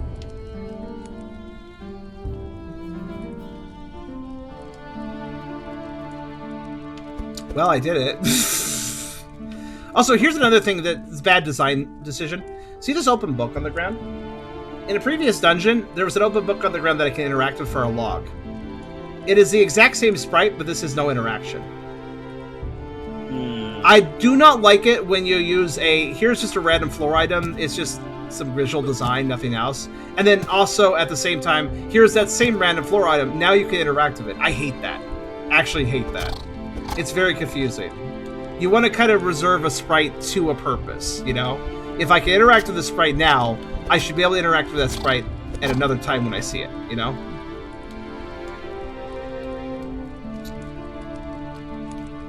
And if there's some reason I shouldn't be able to, there should be something indicating that. For instance, you ever seen like a plaque in a video game? You can walk up to it and read the plaque, but then later you see other versions of that plaque, but they're like cracked and destroyed and you can't read those. Fair enough. That makes sense, right? Like, but you gotta do something to visually change it to let the player know I can interact with this or I can't interact with this. Oh, go ahead, Fair. What were you gonna say? Game design is not the easiest. Sometimes. It isn't. There's a lot of ways you can misstep it. And mind you, I'm being really critical here, but I do understand that game development is hard. I always understand that. All I can do, though, is provide proper critiques. These are all... Here's the thing, though. All the things I can play about this game could be fixed. You can speed up the torch movement. You could refine the story. You could make enemy drops drop faster, etc. These things are solvable. So, I'm trying to understand exactly what the goal is here. Prostrate thyself, fox, climb under the desk. You can get it then. What? Well, it's a desk. Just crawl underneath it. The word. What? It is a... Listen, it's very old English, but technically appropriate. Prostrate. Prostrate. Prostrate. Oh, wait, Wait, no. What's the word I'm trying to use?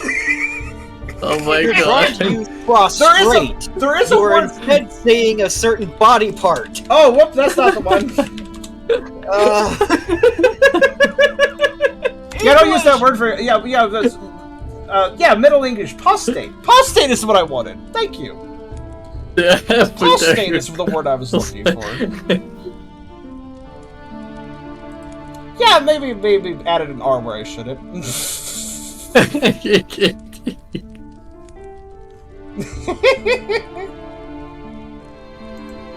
Wait, so the variant of the word apostate. Okay, cool. I actually didn't know that, but it makes sense. But seriously, how do I get this? I don't understand. Do I need to, like, have a shrink spell and then walk underneath or something?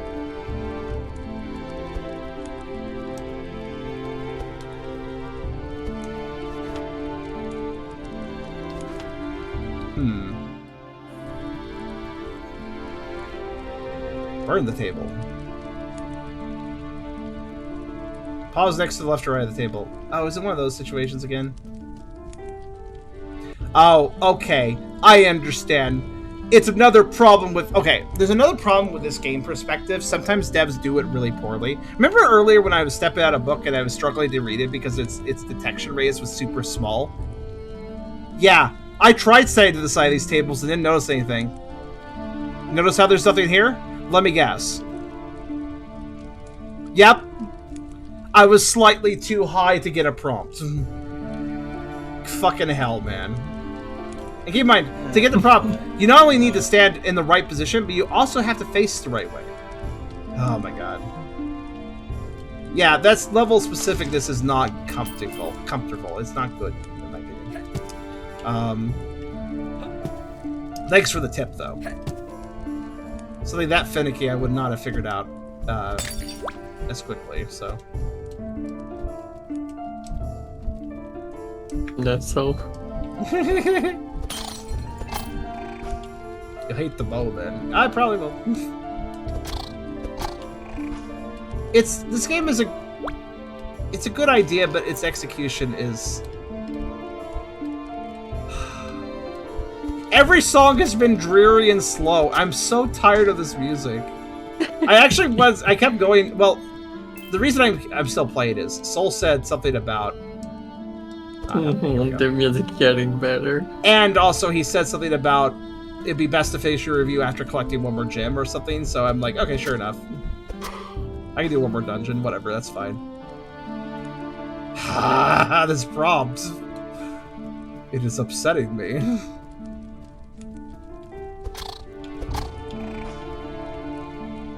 Oh, that's bullshit. Wait, is that even a puzzle? Something is either not a puzzle and not bullshit, or it is bullshit. I can't tell which, but here, take a look. That's not so hard to notice. But this one is. There. I don't think that solved anything. Never mind. Ooh, that's mean. It would have been mean, though, if they wanted me to light that torch for a puzzle. Because they have done that before, lighting torches for puzzles. Wait, hold on. I probably missed the compass again. I just had that thought. Let me backtrack some. Let's see, where haven't I been? I don't mind this dungeon size, though. It's a little more compact.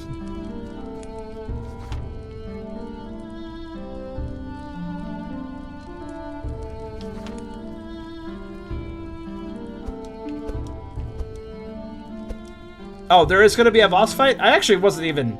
With the way this game was kind of slow and dreary music and stuff, I was actually thinking to myself I wouldn't be surprised if this game didn't have bosses. It was just all dungeon crawling without any sort of high points. Like, this game doesn't feel like it's going to have an energetic high point, you know? Feels like I'm just going to be crawling and that's it. Yeah, it really puts the crawling and dungeon crawling in this game. It's kind of how it feels.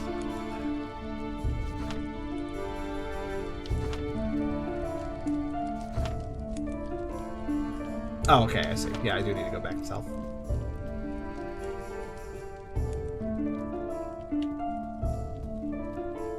Top right. Oh yeah, I just never went this way. Did I? Okay, I assume I can read that book. Yeah, okay. Just like written. Yes. Yes. That's a solution. Switch. Sure, press it, I guess. But seriously, this entire dungeon is look through the bookcases. Yep, that one's boring. Yep, that one's boring. Yep, that one's boring. Yep, that one has something you need. Alright, cool. Do that in the next room, too. I'm sorry. That's not good. That's not good design. Wait a minute. Oh, I see. Okay, I know. This puzzle's a little bit different, actually. I'm going to reset the room. It just occurred to me what's going on here. Those symbols, I kind of, like, skimmed them. Alright, let's see here. B-K-O-R. Got it. Okay. So, see, if you look at the bookshelves. B...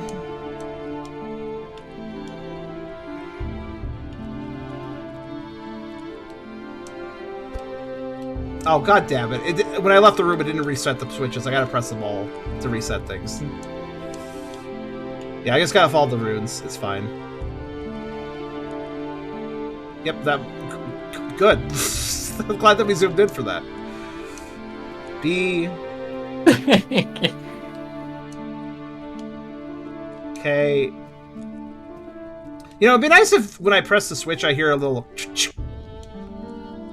Hell, man, I have more sound design than the text adventure I'm putting together. Because seriously, I actually have been adding more sound because I'm like, you know, this would be better if, like, when you fall down this hole, you hear a little... Because they're, like, kind of diegetic, you know? So, like, just diegetic things.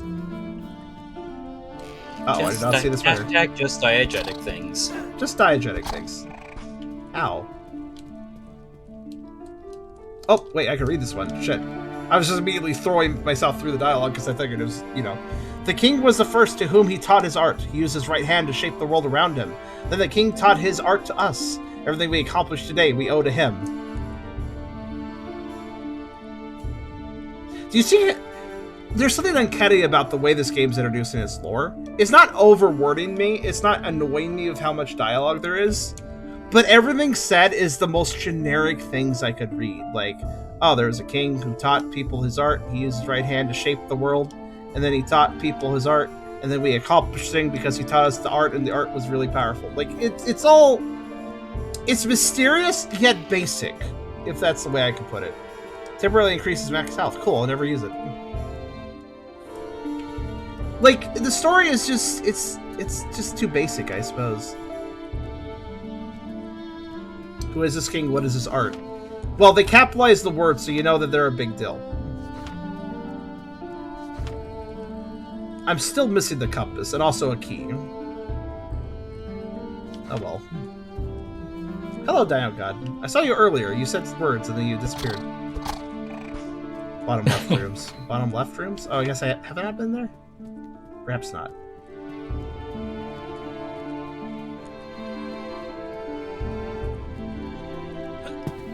Ah, yes, I have not.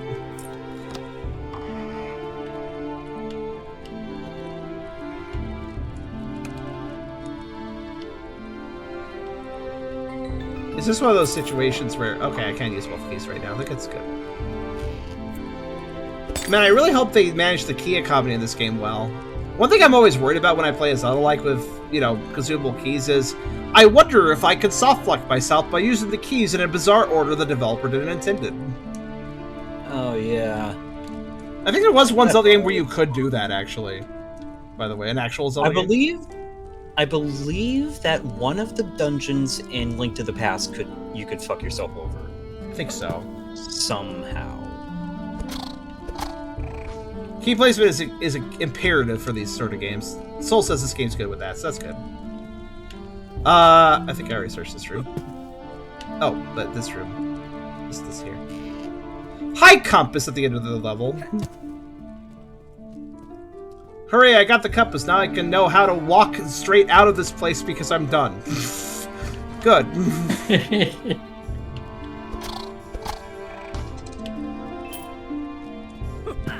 Yeah, I'm sorry that I have kind of a... I'm not actually, like, really angry or anything. I know I sounded a little bit grumbly. It's getting a little late. That's really the reason for it. I'm not actually upset. Just keep in mind that when one is... You know how some people have resting bitch face? I have that, but my voice when I'm tired. so that I have noticed. I don't know if you guys noticed it, but... I'm not actually upset of this game. Again, I think the characters are cute, and I think this game gives me a good vibe despite my problems with it. And what I mean by that is, like, this feels like a developer... I partially say this because they emailed me, right? They emailed me if I was interested in their demo, and then they emailed me the full key. They clearly care about my channel. They clearly care about being reviewed by another furry individual, because they themselves seem to be furry, and this game is furry. And I like that. Good vibes. I like the furry vibes. I feel like this is very wholesome, and I appreciate the interest. By the way, Dev, I want to say, if you're watching to this point, I do appreciate that you cared about reaching out to me, both for the demo and for the full game. Just simply the fact that you cared about my channel and my content, and correctly, I think, thought that your game would fit well in my channel, which I think it does.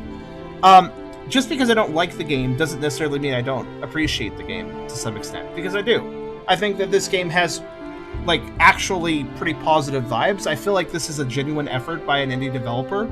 I don't think it all landed, but I do think that there was actual effort put into this, and it just needs some patching. It needs some more work, but I think it could be better. And then I don't think I'll ever call it, even if it got patched up, I don't think I'd say it's like an amazing Zelda-like, but I would say it would be a nice cozy little time if they just fixed up some of the pacing issues. And maybe the story will go somewhere. I can't really judge the story without seeing the whole thing. But as it stands, I think the story seems a little bit on the basic side, which wouldn't really be a big problem if the gameplay was a little bit more better paced and the music was a little bit more engaging. These are all things that, again, can be patched and tweaked. So I encourage the dev to consider that. Because I don't think... This game has a positive energy, though. This doesn't feel like some cash grab or some lazy effort or some, something cynical like that. It feels like a genuine effort to make a game, and I appreciate it. When they came, we were not ready. The northern and western kingdoms demanded our help. All their eyes were upon us. There was not much we could do. Nevertheless, we joined them to protect our land. Okay, see, that's not too bad. This is just the record of one of the 6 nations basically saying how they got peer pressured into joining the club, so to speak. That's a little bit of actually interesting lore. It's, again, a little bit basic, but it establishes like. I also think the basis of this idea of like there being 6 kingdoms that had to band together despite their differences to fight an invader, and then they all died off. That's a decent setup for a story. That is actually a decent. Like I'm not really dissing the intro.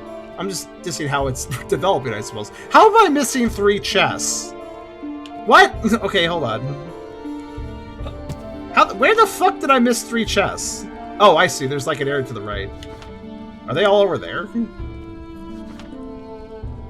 It's a lot of chests being missed.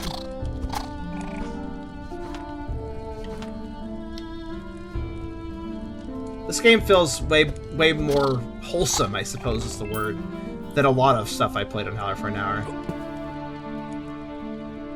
So while I do have my critiques to make, and I would say, quite honestly, that I don't feel like this is appealing enough to play all the way through, I could see why some people would enjoy cozying up to this. This game has a cozy vibe. Ah, right, I haven't actually opened all these doors.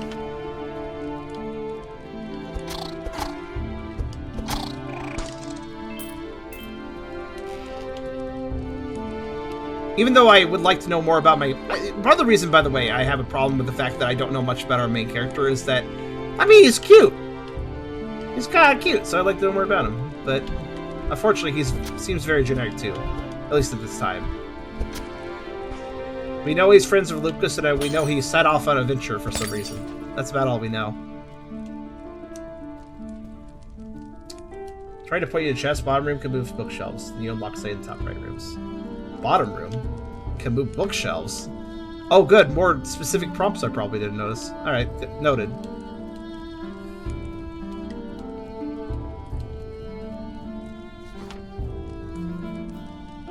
The map for the clue. Ah, I see it. To be fair, I do appreciate the map actually tells you information. For instance, what Soul just said, it's actually on the map.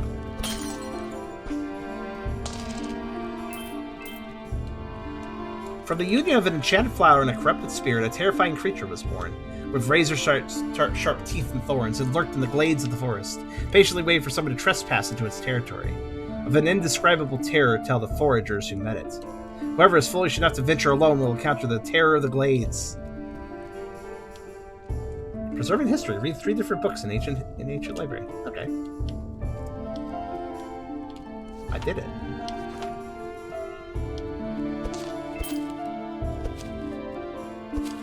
Ah, this is the exit. Oh! Oh, I see. Did you find all the treasure chests and get the gem thing? That's previously it's always been by the exit, but now it's suddenly not, actually. That's a secret exit. Oh. Oh no. If I want both exits, how much of the dungeon do I have to replay? Where? Find your chest at exit. Well, okay, I guess I have to go back to the chest checker to actually get my reward, I think. So, but yeah, do you guys see what happened? Do you see what I missed on the map? The map actually does indicate it. It's up here. It makes it very clear, actually, if you just look at the map. So, makes sense.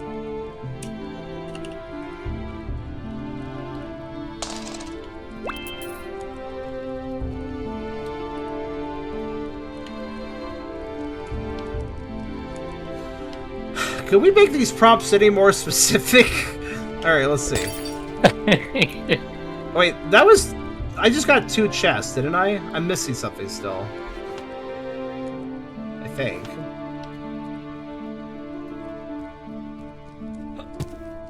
Sorry about the chest for your 4th gem. I mean, yeah, but... I always try to play a game with the intention of playing further. So, in other words... I don't go, I'm skipping this is just for 100% and I'm not going to get there. I still grab the 100% item, right? I just find it... I find that if you're going into the mindset of, I'm not going to finish this so I don't care about this element of the game, then you're going in unfairly. That makes me think of what Game Grumps have done sometimes, which I was never really fond of.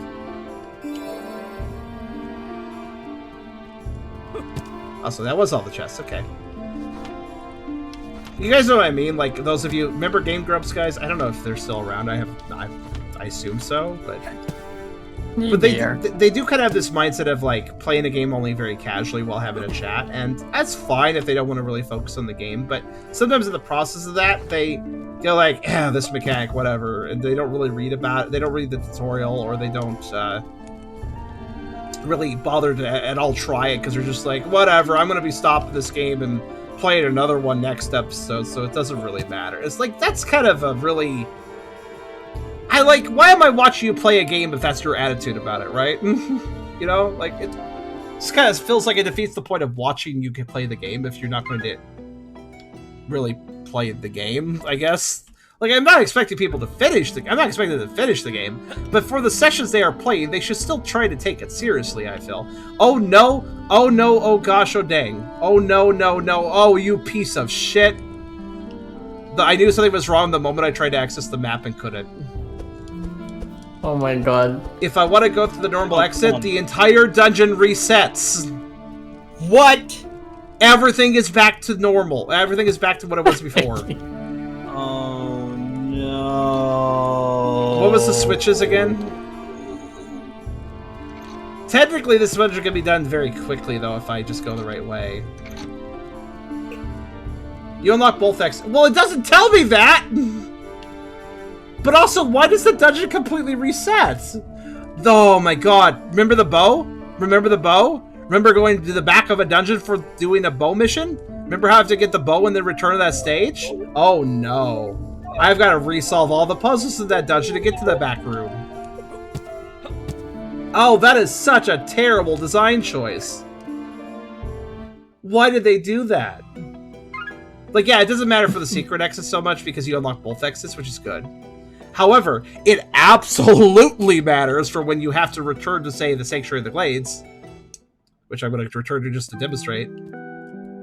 Yeah, I don't have the map.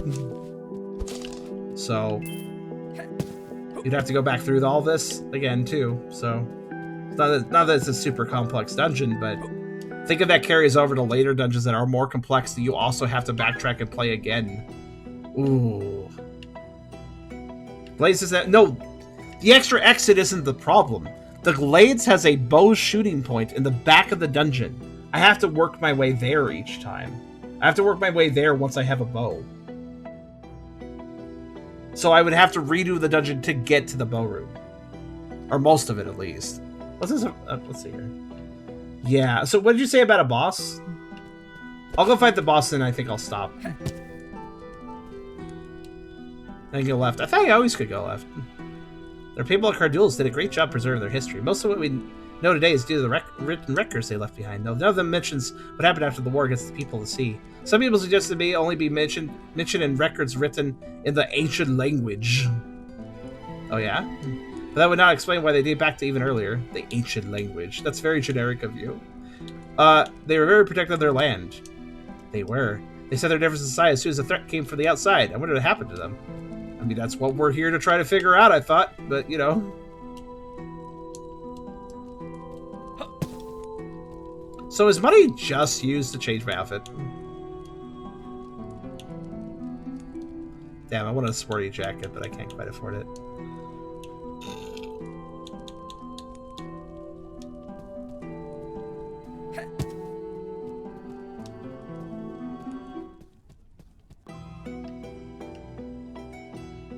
I could always go over here. I mean, since I beat the Glades. What's over here? I noticed it doesn't have a gym. Southeast Pass, okay.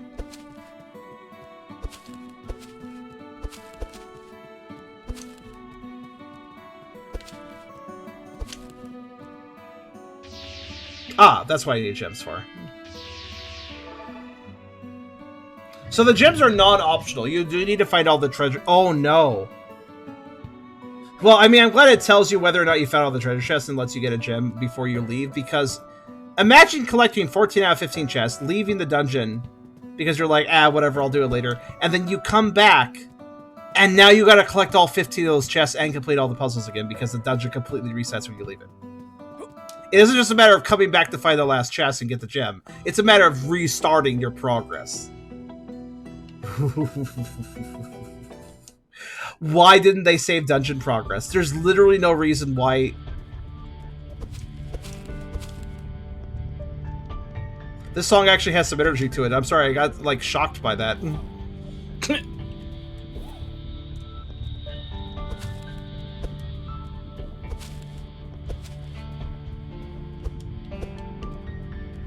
I'm assuming this is a boss area, considering there's a little bit of it. Yeah, this is a boss area. What do we got? Okay, we got a... Oh, no. Terror of the Glades. Oh, we get a boss fight. We get an actual... We get a... Oh, hey, I can stun him. Oh. Good. It's a Mandragora.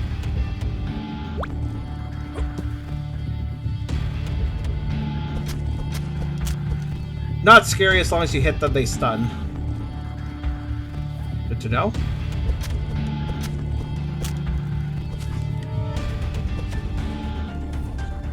Wonder where... I'm assuming this is royalty-free music or something. I'm not really sure, though.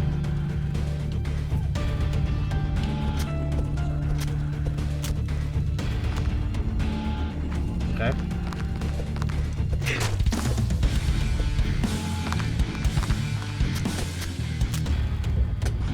That's like shooting upwards, okay.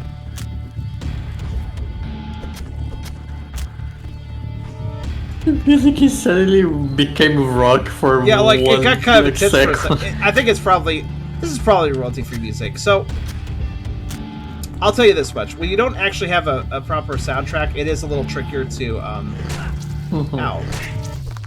It's a little trickier. Like if you don't have a musician working for you or whatever, it's a little trickier to come up with a good soundtrack to a game. Honestly, this is why I've been trying to tell more and more people about Dova Syndrome. It's a really good site. A lot of people don't know it exists, but honestly, outside of Dova Syndrome, there's barely any good royalty-free options. So I heavily recommend it to people.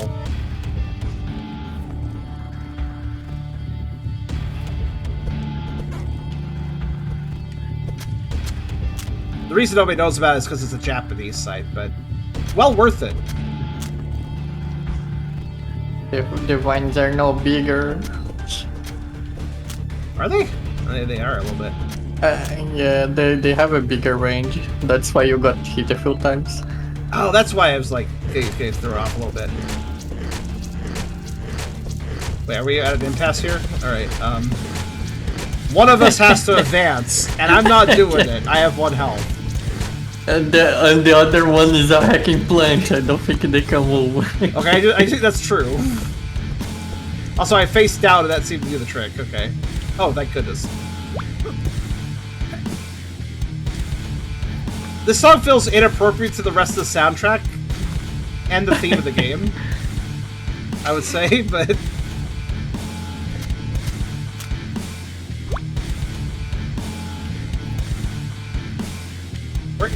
Where is the plant? There he is.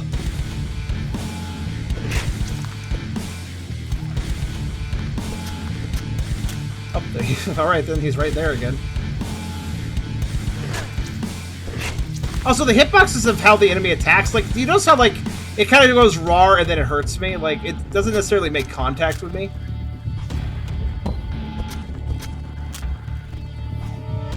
Yeah, I was kind of worried about this, but yeah, even the boss fight is basically just a bunch of tedium. Unfortunate. The design bosses is literally the hardest thing to do in a game, I'd say, so... God, I can remember the nightmare of creating that one boss where you had to jump down a rail cannon and destroy parts of it as you went in the Omega and the Land of Minigamia game I had. That took forever to script, I recall. Ow.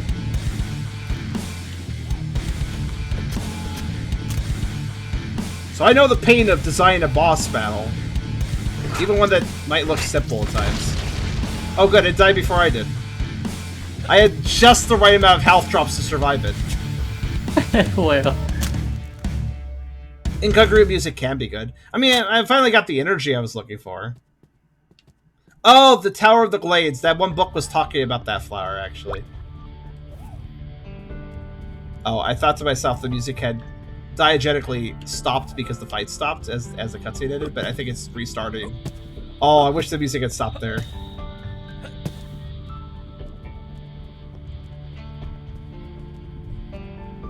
Like, the lore did specify that enemy before we saw it, which I appreciate. That's good.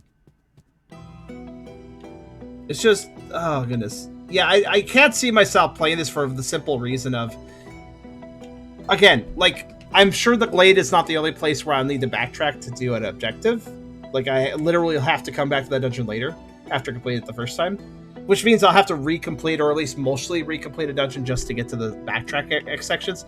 That alone is a quit moment for me. As I said earlier, I don't like repetitive game design. I don't like repeating content.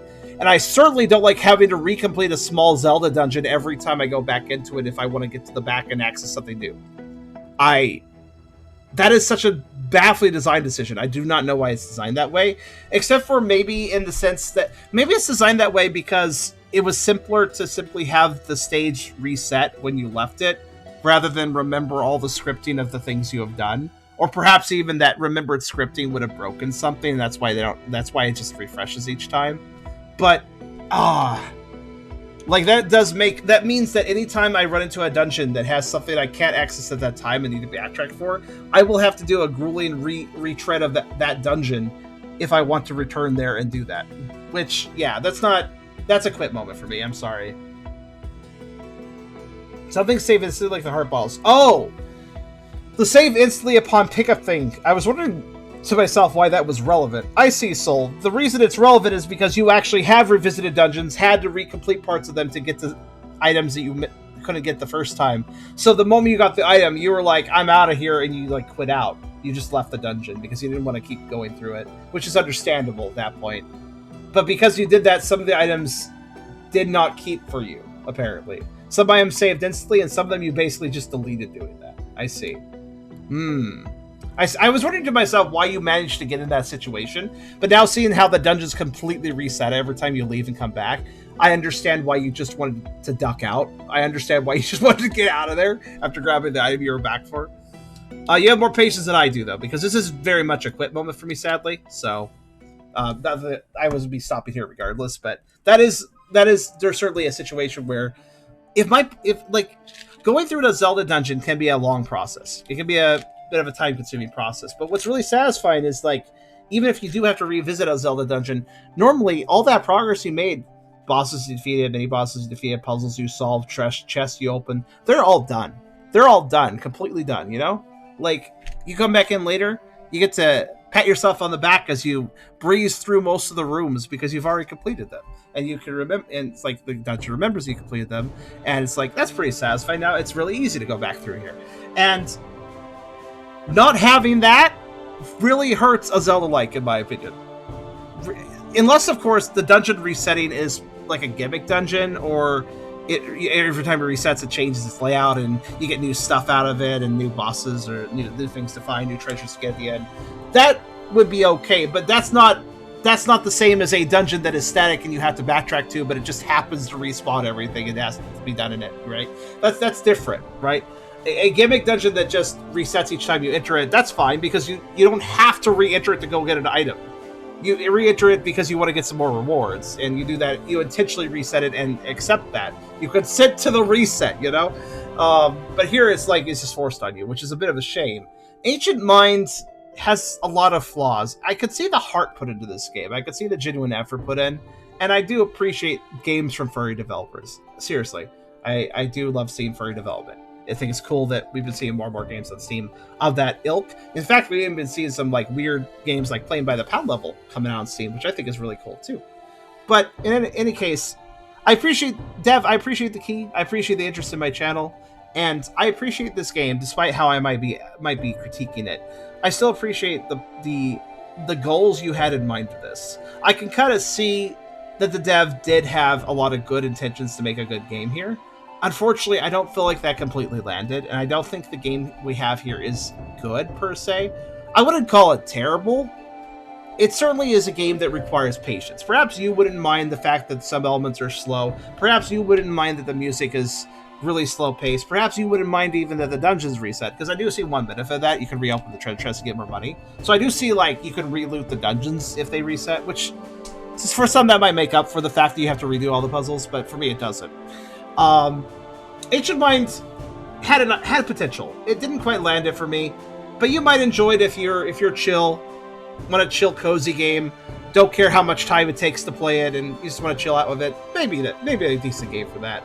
But for me, it's not quite on the level for what I would consider something I want to keep playing. But that was Ancient Mind. Do my VC mates have any last thoughts? I'm a bit disappointed, but I understand that this stuff is hard to do. Mm-hmm. So I'm just glad that we at least got the attempt. Yeah. I still feel the heart put into this, and I appreciate it for that. Also, let's look at the extras here. There's a press kit, there's credits. Let's look at the credits. Developed by Nicholas Amigoni. Yep, that's the guy. Music by, I'm curious about that. Is it, oh, Matthew Pablo, Hit Control. Are those two different people, or just one name, like two names for one person? Okay, so the music, so wait, was it custom music for this game then? I really got the vibes of this is probably just some decent royalty-free stuff that they picked up, but maybe it was actually custom-made. I'm not sure. Art assets by all those people. I like the name Salil the Shaper. I would also like art assets from somebody named Salil the Shaper. That sounds epic, actually. That's such a good I made art for you name. The Shaper.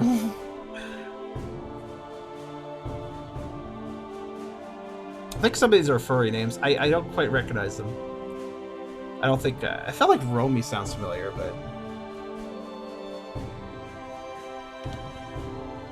Lord Fatoy, Elementalist. That is such a hoity-toity title.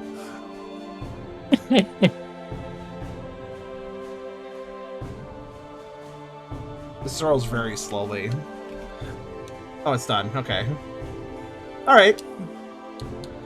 Press kit probably opens another tab. Yep. Which literally just gives me the press kit. Oh, it's a GitHub. It's a press kit on GitHub. That's odd.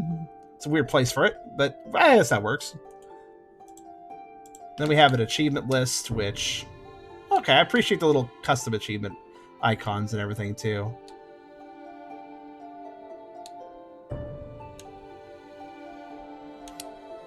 I just realized I did not unlock that achievement despite me literally doing that. Huh. So I don't think it's unlocked. It looks grayed out. We have the arch air for the... I haven't heard that, so... Why does this scroll so slow? Oh, wait, you can upgrade your sword? That's nice. Appreciate that.